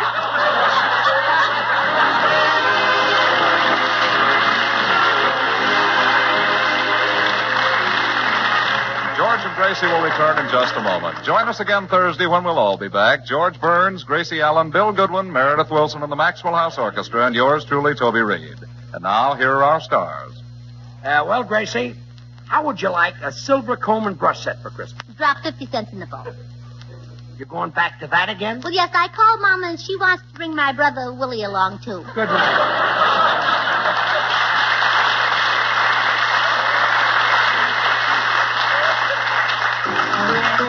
Hey, where do you live, Lucille? I live down in Mobile. And what do you eat, Lucille? Eat? I eat Jell-O. Jell-O in those 6 delicious flavors. Strawberry, raspberry, cherry, orange, lemon, and lime. Flavors locked in by a process exclusive with Jell-O, just as the name Jell-O is exclusive. Yes, that name's a trademark, the property of General Foods. And it tells you you're getting the genuine, the one and only Jell-O gelatin dessert. Jell-O, Jell-O, Jell-O, Jell-O. J-E-L-L-O.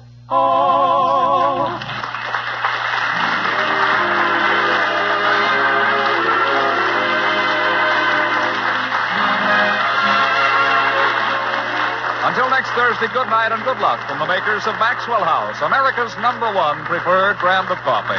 Always good to the last drop. The George Burns and Gracie Allen Show is written by Paul Henning and Keith Fowler.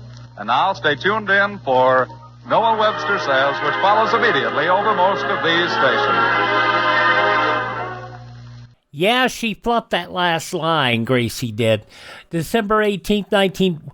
Well, it's getting the money for the fare to fly to... Yeah. December 18th, 1947, George Burns and Gracie Allen. Up next, somebody who, even if they fluff the line, it's still funny, you know, like Gracie. It's Fibber McGee and Molly. And we're going to find out why they're painting a tree next.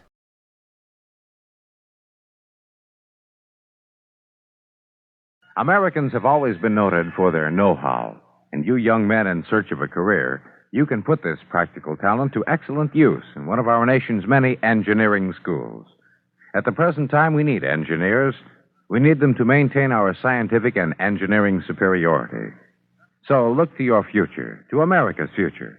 Plan now to become an engineer. Now let's head to Wistful Vista 79 to be precise and see what was going on 80 years ago today, December 18th, 1945, in the household of Fibber McGee and Molly. The Johnson Wax Program with Fibber McGee and Molly.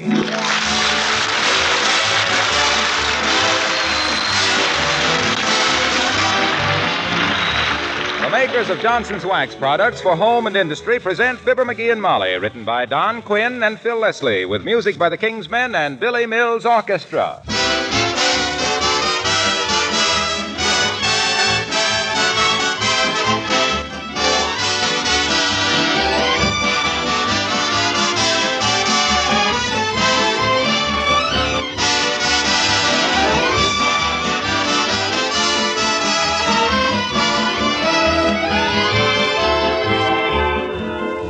What 2 things are you most anxious to have in your home? Aren't they beauty and cleanliness? Well, think for a moment how easily and inexpensively you can have both beauty and cleanliness just with an occasional application of genuine Johnson's Wax to your floors, furniture, and woodwork.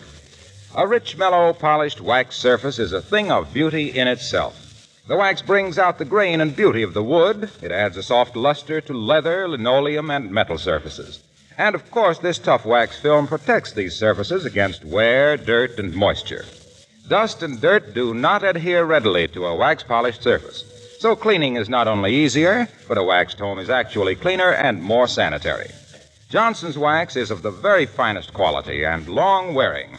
The cost is really very little. So why not practice protective housekeeping in your home with genuine Johnson's Wax? Dealers everywhere carry it.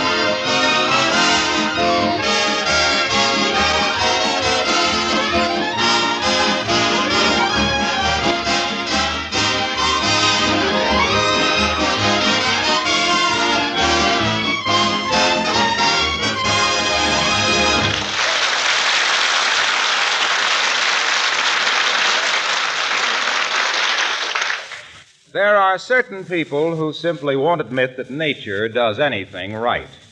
They are the kind who gild cattails, paint Whose Little Tootsie Are You on the shells of baby turtles, and clip poodle dogs to look like anemic lions.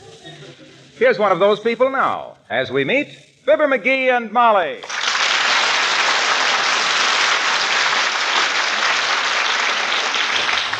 Hey, Fred, how much you charge me to paint this Christmas tree white?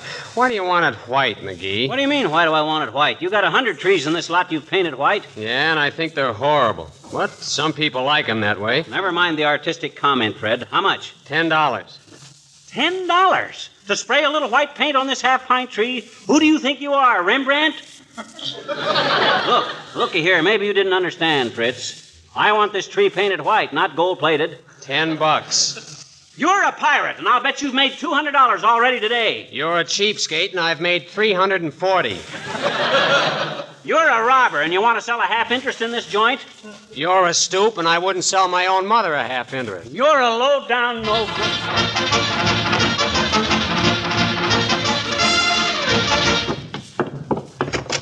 Oh, the dirty swindler. $10 to spray a little tree white. The rat. Cheating people right and left, making $400 a day. The chiseler. I don't know whether to report him to the OPA or make him a better offer for a half interest. Low-down chiseler. What's the matter, McGee? This time. It's that guy, Fred Corrigan, that runs the Christmas tree lot at 14th and Oak. That dirty pine broker. Wanted to charge me $10 to paint our Christmas tree white. Well, that does seem a little high, dearie. But think of the work there is to it. Putting all those needles back on after the paint dries.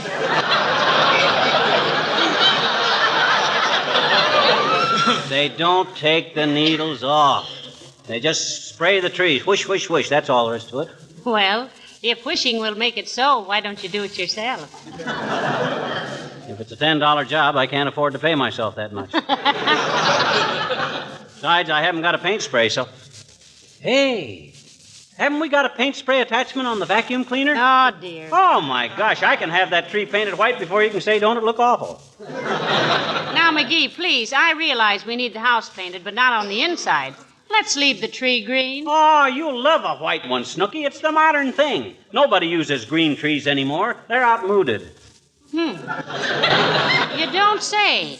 Well, tell me, Salvador, what color snow are people using this year? Chartreuse? No kidding, Molly. White Christmas trees are all the rage. Everybody. They must be. They throw me into one. Now, look, sweetheart, just put the tree up and trim it. I love a green Christmas tree. Don't you, Alice? Don't I what, Mrs. McGee? Look, Molly, I'll put it up to Alice fair and square and let her give an opinion. Here's the preposition, kid. If you were going to have a Christmas tree, which would you rather have? A dusty, drab, dirty old green one or a bright, snappy, glistening white one? Which, Alice? Mistletoe. Mistletoe. What an answer. Well, jeepers, don't you like to hang up a little bouquet of mistletoe, Mr. McGee? Oh, he's too shy, Alice. I am not shy. What good is mistletoe?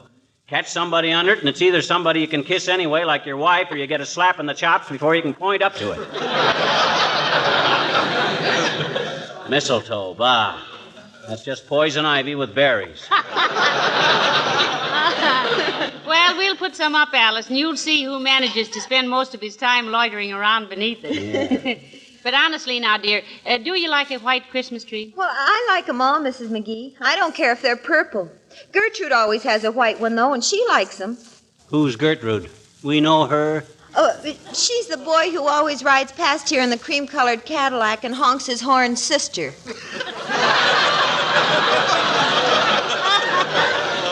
Ah, yes.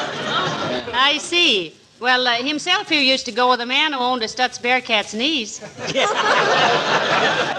but I gave her up for an old guy with a broken-down Maxwell's daughter.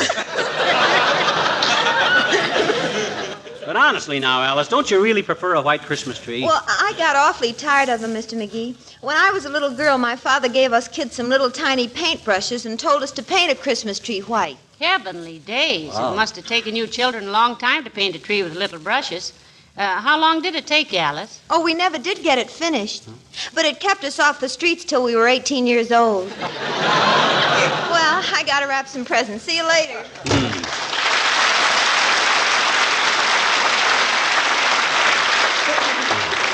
Right kid. How all that lovely golden hair can grow out of that solid bone, I'll never know. Oh, she's awfully sweet, though, McGee. There isn't a mean thought in Alice's head. No, nor any other kind. Well, this ain't getting my tree sprayed. Where'd you leave the tree, dearie? Out in front. I can attach the vacuum cleaner cord from the porch light. Now, let me see if I get the cord. Come in. Oh, hello there, Dr. Gamble. Hello, Molly. How are you today, pantry paunch? Fine, Jumbo, fine. You out spreading a little Christmas cheer, telling your patients you're going to retire? Oh. He's not going to retire for years yet, are you, Doctor? My dear, I will retire on that far distant day when I can write a personal check for $400 and not have the hired help at the Fourth National Bank burst into hysterical laughter. Why, go on, you old miser. You got that much buried under a loose brick in the fireplace right now. Trouble with you is you got more affection for $1 than my wife has for a pound of butter. And that's the love match of the year, Fatso. You have no right to say that, though, McGee. Dr. Gamble does more private charity work than anybody in town. Certainly. I'm a very noble character. When I walk down the street, flowers spring into bloom. Oh. Birds burst into song, and taxicabs honk twice before they try to kill me. Well, I got to run along now. This is my busy season, you know. I suppose the children keep you pretty busy around Christmas time, Doctor, huh? No, it's the so-called grown-ups, my dear. Huh? This is the silly season, when 200-pound men start climbing 49-cent stepladders to wire dime store angels to the tops of $3 Christmas trees and wind up in a $500 plastic cast. Penny wise and compound fracture foolish. Don't you want to stick around and watch me trim our Christmas tree, Doc? I'm painting it white. Well, you don't have to do that, skipwit. Huh? When I put my gift for you under it, it'll turn white.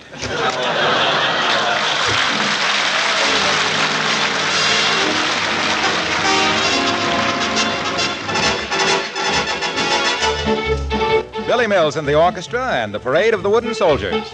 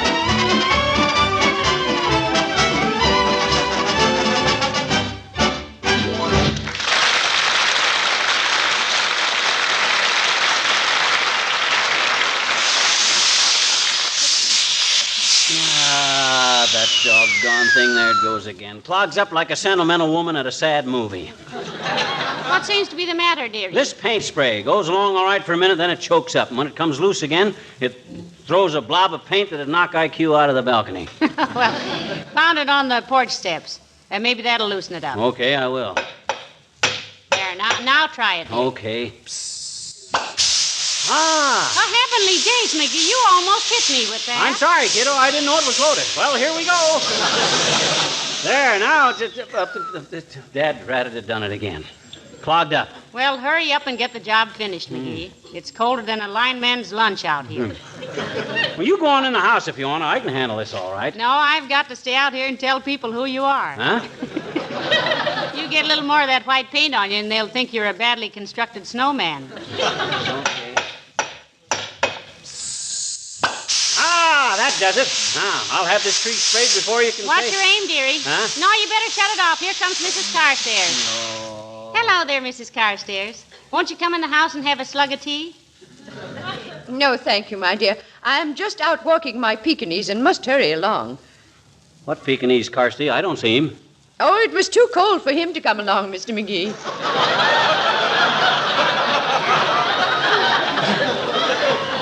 But as long as one of us goes out, he's satisfied. It's really a sweet little dog, Millicent, from what I've seen of him. Personally, I wouldn't have one of them four-legged dust mops as a gift. Give me a man-sized dog. I ever tell you about the hunting dog I had once, Carsty, by the name of Durante? Durante? Yeah, what a nose that dog had. Never forget one time we were walking through the woods. Me and my dog, pipe over my shoulder, gun in my mouth. What was that again? Gun over my shoulder and pipe in my mouth, when all of a sudden Durante freezes. He's on point. Nose quivering, tail out like a ramrod. 1 foot in the air. I raises my gun, walks slowly forward, and there, not 10 feet away, was a guy sitting on a stump. That was quite a dog, Mr. McGee. Trained to flush game wardens, was he? No, sir. I bawled the dog out, and then I was never so ashamed in my life. It was the smartest thing he'd ever done. Why? Well, sir, I got talking to the guy, and you know what? His name was Partridge. Henry W. Partridge. Wasn't that wonderful, Carsty? No, I don't think that's so remarkable, Mr. McGee. In the light of what a police dog of mine once did. What was that, Millicent? After all, it's so cold out tonight, the bologna won't spoil. Well, this dog of ours was extremely intelligent. Mm-hmm. One day I had him in the post office, and I noticed he was staring at the police posters on the wall. Suddenly, he dashed out the door and was gone. Probably went out to steal an apple off a fruit stand, Carsty. No. When I got home, he was gripping our butler by the vest pocket and was barking into the telephone which he'd knocked off the table. When the police arrived, it turned out that Jarvis was wanted by the authorities in 3 states. Yes, but why was your dog holding him by the vest pocket, Millicent? That was where our butler kept his fountain pen. You see, he was wanted for forgery. Well, so nice to have seen you. Good evening.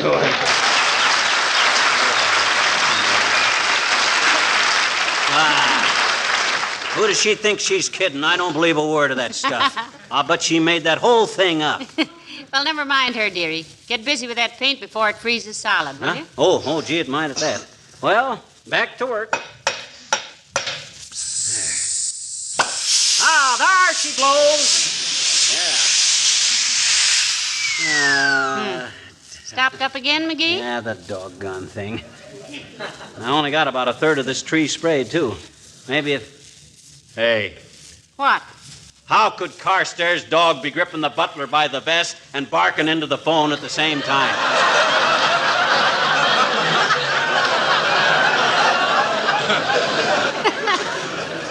Why, she didn't say he was gripping the butler with his teeth, dearie. Huh? You know, after all, a dog as smart as that could hold him down with one hind paw, dial the police station with the other, and use his front feet to take fingerprints. Yeah, maybe, but how she... Oh, well, why should I worry? That's better yet. You're getting more paint on yourself than you are on the tree, McGee. Well, the wind keeps changing. They ought to make these paint sprays with a weather vane on them. Why, George, hip. Oh, dear. In the time you've taken to get this tree a dirty gray, pet, I could have whitewashed the Kaibab National Forest with a flip gun. Well, doggone it, I don't see... Hello, folks. What's going on here? Hello, Mr. Wilcox. Hi, Junior. Pull up a front step and give yourself a 3-point landing. If you want your Christmas tree painted white, Mr. Wilcox, trot home and get it. Yeah, I won't be out here very long, Junie. As soon as I adjust the nozzle on this paint Hey, wait a spray, minute, Mac. Do you mean to stand there like a front man for painter's colic and tell me you're actually going to ruin that pretty little tree with white paint? Ruining that refugee from the forest primeval despoiling a magnificent evergreen. Ah, skip the dramatics, Junior. We know you memorized Evangeline in high school. And you played the heavy in the Chautauqua Company of Rebecca of Sunnybrook Farm, too, didn't you, Mr. Wilcox? The juvenile lead, if you please. I also had 3 seasons of Shakespeare. A likely story. When you play Shakespeare, son, that's when Othello needs a friend. Everyone in Omaha, I'll have you know, said I was another Barrymore. Why, when I came out in my tights and said, "Oh, what a rogue and peasant slave am I." You can say that again. Now, hush, McGee. I love Shakespeare. Go on, Mr. Wilcox. Is it not monstrous that this player here, seeing a lady forced to menial task and seeing such drudgery, would not then dispense a thing called Johnson's glow coat? Forsooth, a goodly fluid, which spread upon the scullery linoleum would thus eliminate the scrub. No rub, no buff. Just pour it on, and in 1/3 the time it takes for our glass to turn, it dry. If Shakespeare ain't in the public domain, this 2-bit Orson Welles is going to be sued for $9 million. Ah, yes, it dries, and so mirror-like it gleams, that porridge spilled, wiped off, leaves not a single spot. The labor saved, the hours gained, the beauty seen. 'Tis glow coat. Beloved by chatelaine and serving wench alike. Your nearest dealer Hey, now wait a minute, Mr. Wilcox. Is that in Hamlet? My dear girl, it's in every hamlet, every village, every town, city, and metropolis. Every place where a housewife takes pride in the appearance of her kitchen. And if I don't get back to the office in the next 10 minutes, I'll find myself back in Chautauqua. So long, kids.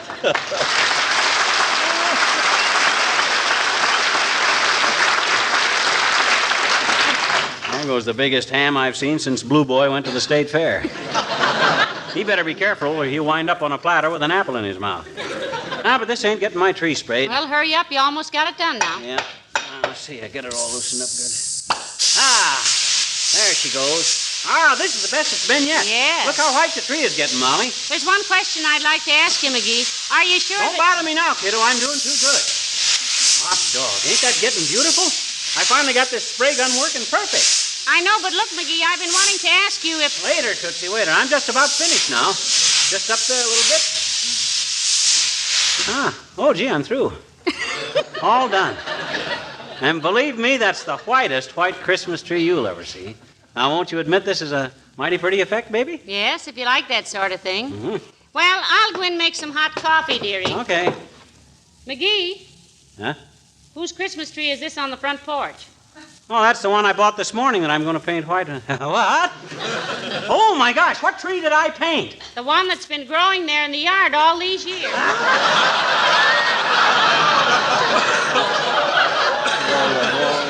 Bring in the vacuum cleaner when you come. Of all that dead, if I ain't the dumbest bloke that ever drew breath. A wise guy. A know-it-all. Can't tell one tree from another, one that's growing and one that ain't. I'm a saphead. I'm a brainless, incompetent, ham-handed butterfingers.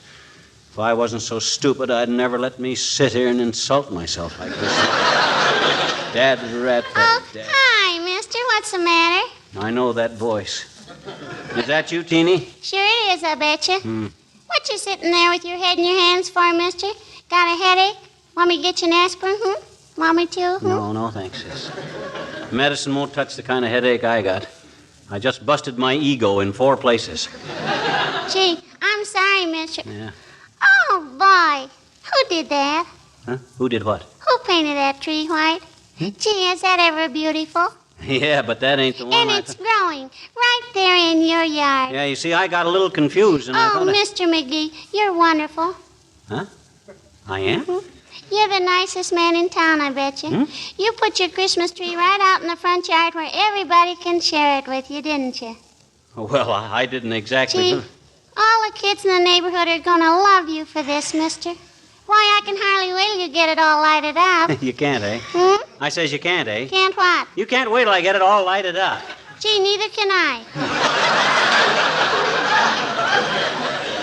And you know what, mister? What? when it's growing in the ground like that, it can't wobble and fall over either. Our Christmas tree at home is always wobbly. Yeah, lots of people make that mistake, sis. They don't stop to think if they were a tree and got all lit up and then came into a warm room, they'd wobble a little too.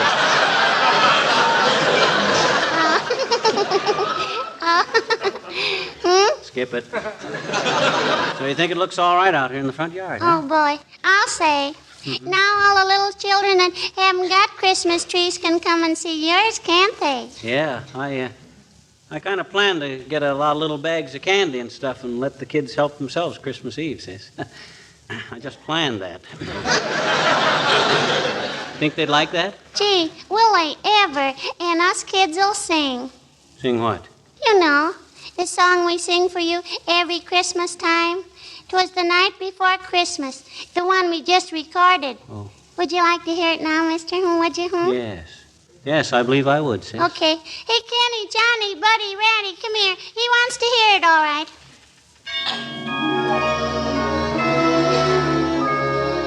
A wonderful bunch of kids going around the neighborhood with a 30-piece orchestra.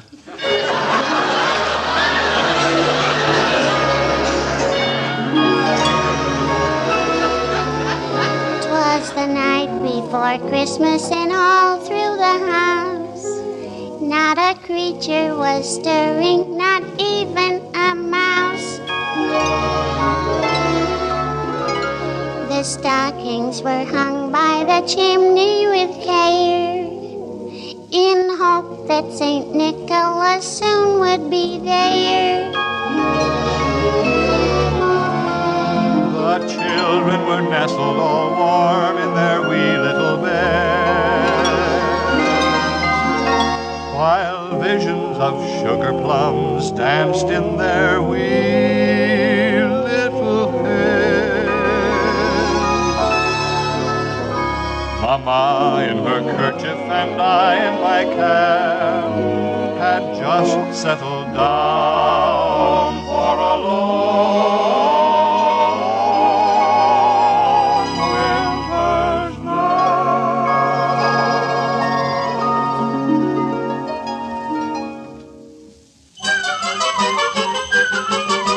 When out on the lawn there arose such a clatter, I sprang from my bed to see what was the matter.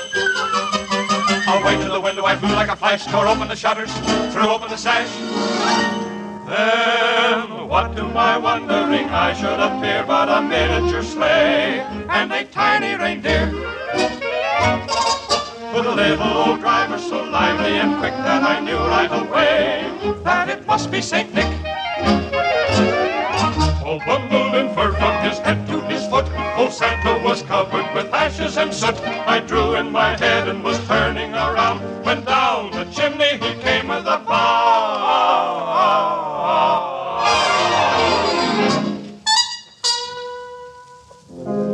His eyes, how they twinkle. His dimples, how merry. His cheeks were like roses. His nose like a cherry. His droll little mouth was drawn up like a bow. The beard on his chin was as white as the snow. The stump of a little old pipe he held tight in his teeth, and the smoke went around and around and around his head like a wreath. He was so chubby and plump, a right jolly old elf. And I laughed and I laughed and I laughed when I saw him in spite of myself. He had a broad face, and a little round belly that shook when he laughed, like a bowl full of jelly.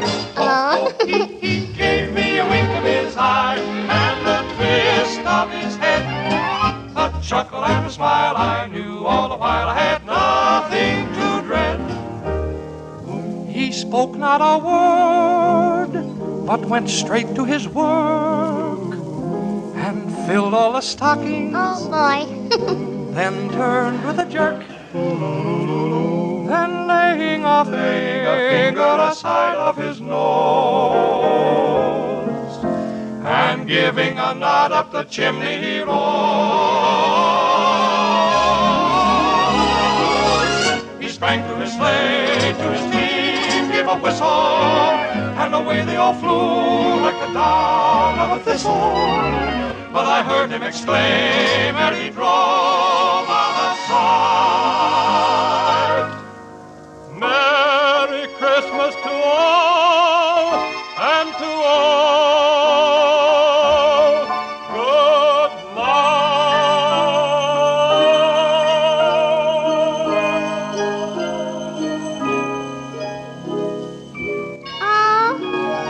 Is he gone?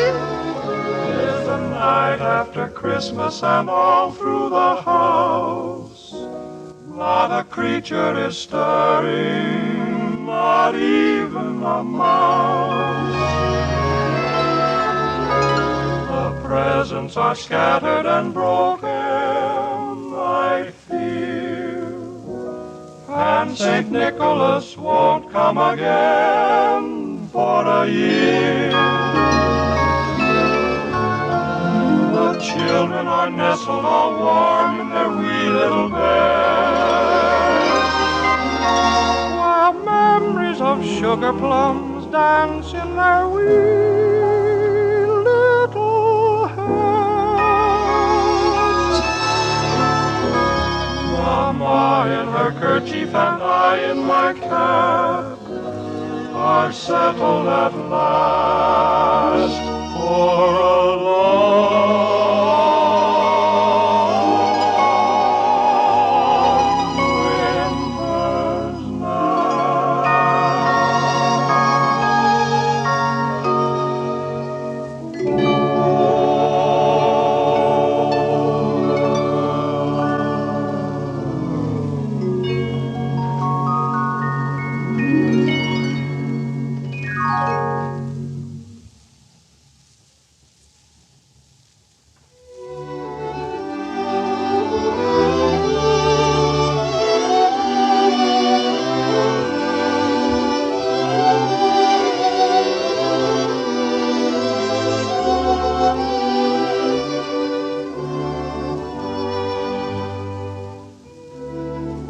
winter's This is the National Broadcasting Company.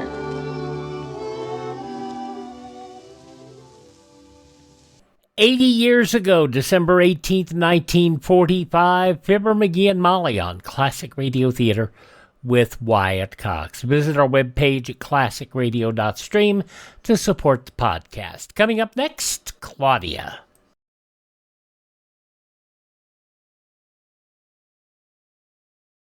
One of the great musical events of this year is a motion picture. It is called Electroglide in Blue. Its soundtrack features the talents of many top contemporary artists, including the hit single Tell Me, sung by Terry Kath of Chicago, now available on Columbia Records. Electroglide in Blue is something to hear and something to see. From United Artists, rated PG, parental guidance suggested. Now let's wrap up this Thursday edition of the podcast with an episode of Claudia. This goes back 78 years, December 18th, 1947. Difficult decisions are going to have to be made. Your Coca-Cola bottler presents Claudia.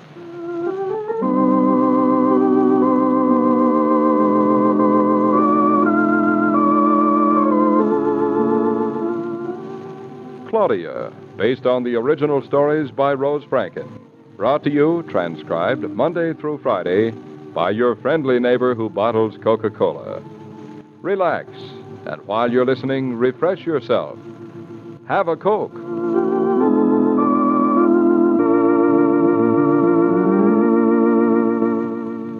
And now, Claudia.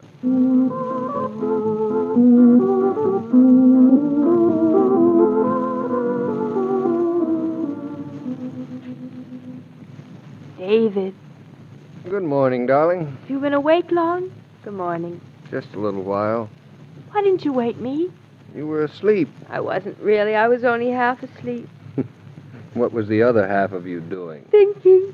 I sort of been half asleep and half thinking all night. You must be exhausted. Not a bit. Do you sleep well? Half and half.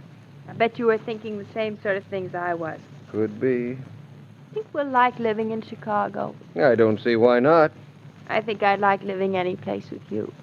And I wouldn't like living any place without you. That was sweet. Good morning. It's still early. Good night.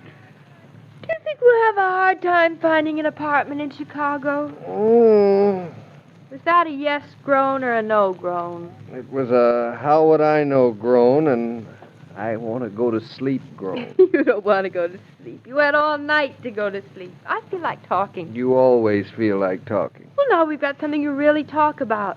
When do you think we'll leave? I'll have to pack. Look, darling, nothing is settled. You merely decided that if Mama came with us, we could take the next train to Chicago. There are other things to consider. What, for instance? Oh, this, for instance. I'm not sure I can leave Roger just at the present. We have a few contracts pending, and I can't leave him flat. But I'll talk to Roger today and see what he thinks. Will that settle it? As far as business is concerned, Is there anything else concerned? a few other things. Like what? Well, would you consider going to Chicago without Mama? Oh, darling, there's no point in going into that again. That's all settled. Mama said she'd go last night. I don't remember her saying she would. You don't remember her saying she wouldn't, do you? Darling, Mama... And there's no point in going into that again. It's settled. As far as you're concerned. And as far as Mama's concerned. Yes, I think Mama's mind is made up. What time is it now? A little more after 7. Is there any rush? No rush. Fine. Then I'll roll over. Good night. David! How can you sleep on a morning like this? I don't know, but I intend to give it a try. Good night. David? Roll over in this direction, why don't you? Is that a no grunt or a yes grunt? That was a yes grunt.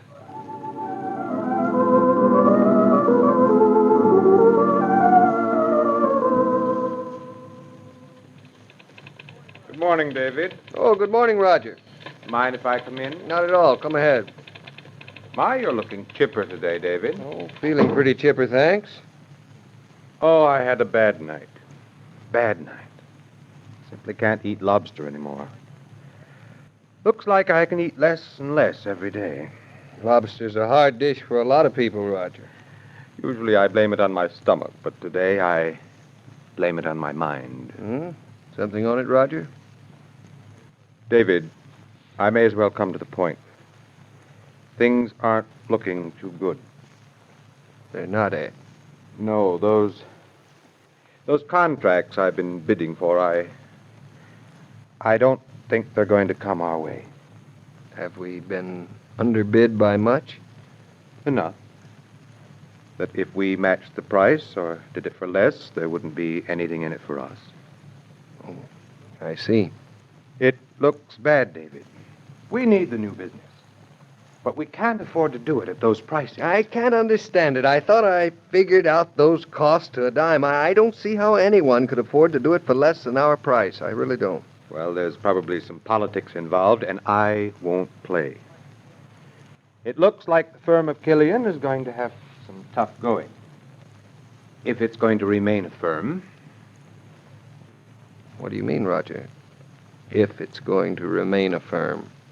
I've been mulling something over for some time, David. But I've been waiting to see how these contract bids turned out before I brought it up to you. I'm tired, David. Not so young as I was. This business is getting to be too much for me, I'm afraid. Oh, come now, Roger. It's the lobster. No. I can't start coping at my age with all these labor troubles, material shortages, and unscrupulous competitors. It's not worth it. After all my years in the business. It's pretty tough, I know, but the situation may not keep up. I've been saying that for years. I might have even given up the business right after the war if it hadn't been for you. For me? I thought with you in here I could swing it. It was worth the fight. I don't feel like fighting anymore. You, haven't made up your mind, have you? Just about.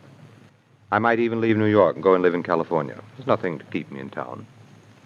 Not even my wife. As you know, we hardly live together anymore. I'm sorry. Don't be. I don't think she'd care if my letters were postmarked Los Angeles, New York City, or Constantinople. I wish you'd think this over, Roger. I will. But I wanted to tell you, David, that you're on a sinking ship. And if a lifeboat comes your way, grab it. Now, you know perfectly well, you old so-and-so, that I'd rather sink on a ship with you than... I know, and I appreciate it. But, David, as of now, if you get a good offer, accept it. As a matter of fact, it'll make things simpler for me. I don't know what to say, but I think it's pretty swell of you, Roger. Pretty swell nothing. I'm just a tired old man who's taking his hat out of the ring, making room for you young ones. Good luck, boy.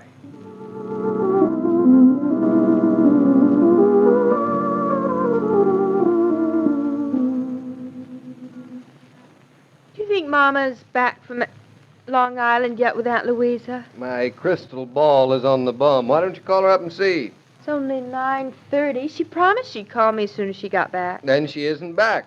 I think I'll call her up anyway. It doesn't cost anything even if she doesn't answer. All right, go on. Call her. Get it out of your system. No, I'm not going to. I'm going to wait until she calls me. It's awfully sad about Roger, isn't it, David? Pretty tough. Sort of makes you believe in fate and signs and things, doesn't it? You don't think he heard about Carrington offering you the job, do you? I thought of that, too, but he didn't even know Carrington was in town. Carolyn told me that. Well, that settles everything, doesn't it? We're really going to Chicago. Just think, a week ago we had no idea. Darling, would you be so excited about Chicago if Mama weren't coming with us? I refuse to even talk about it. Ostrich. Ostrich, nothing. It's all settled. David, isn't it? You keep asking me what I'd do if she didn't. Mama say anything to you? What makes you think she did? Because you're not as excited as you should be. Because if it were all settled, you wouldn't put off calling Carrington and... Mama's right. You're worse than a detective. What is it? Tell me. You want it straight? Straight? I don't have to tell you, do I? Mama doesn't want to go. Is that it? I think she wants to, all right. Well, then what's the problem? What's to stop her? Look, darling, Mama wants to go because, well, she's alone, and Chicago is pretty far away, and she's going to be a grandmother soon.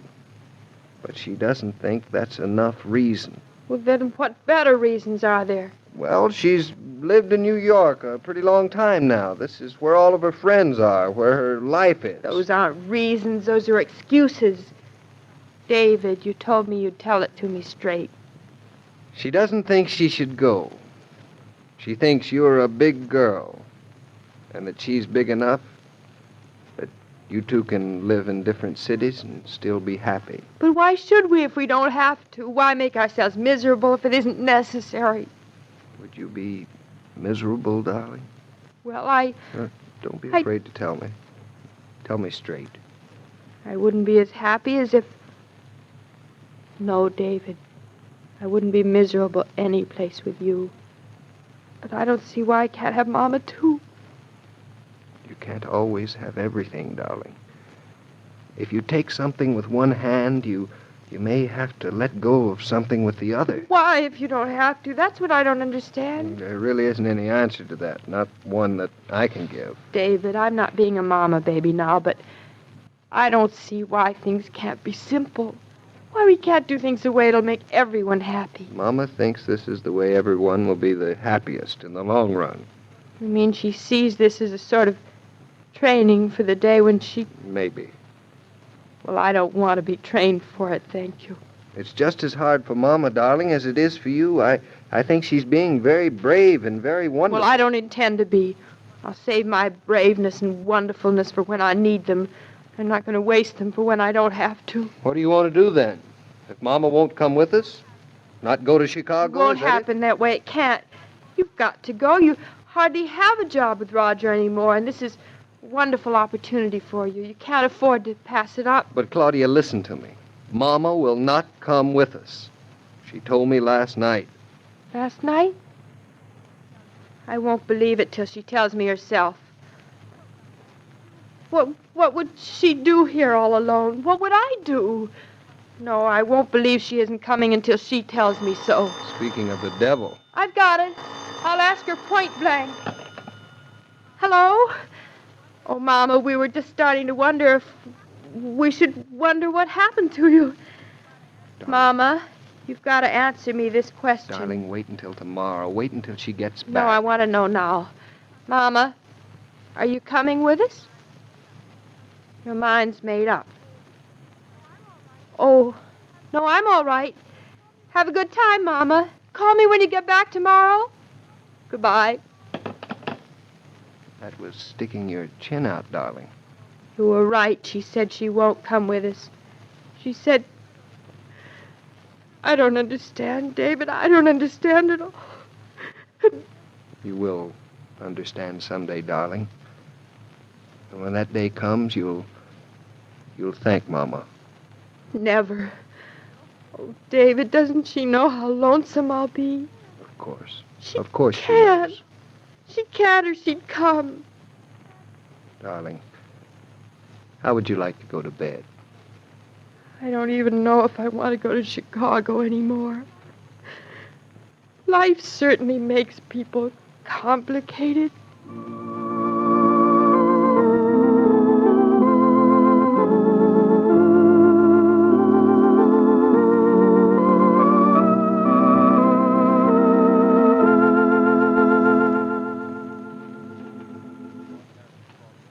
This broadcast of Claudia was supervised and directed by William Brown Maloney.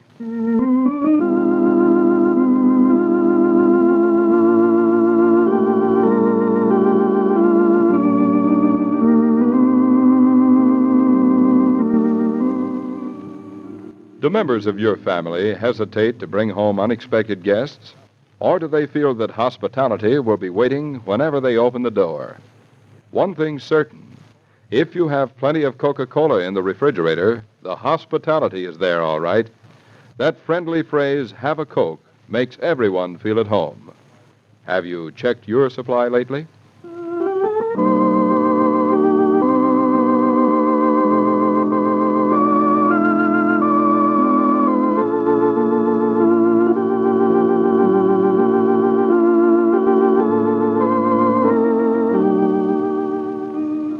Every day, Monday through Friday, Claudia comes to you transcribed with the best wishes of your friendly neighbor who bottles Coca-Cola.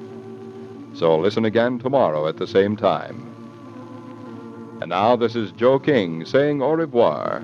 And remember, whoever you are, whatever you do, wherever you may be, when you think of refreshment, think of Coca-Cola. For ice-cold Coca-Cola makes any pause the pause that refreshes.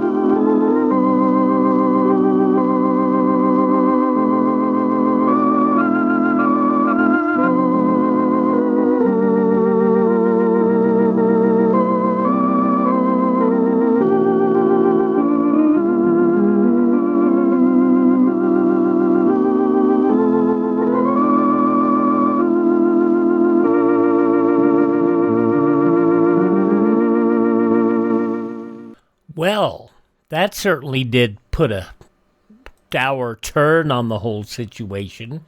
All the joy of going to Chicago. Claudia, 78 years ago, December 18th, 1947, here on Classic Radio Theater with Wyatt Cox. Visit our webpage at classicradio.stream and be sure to join us tomorrow when we bring you comedy in the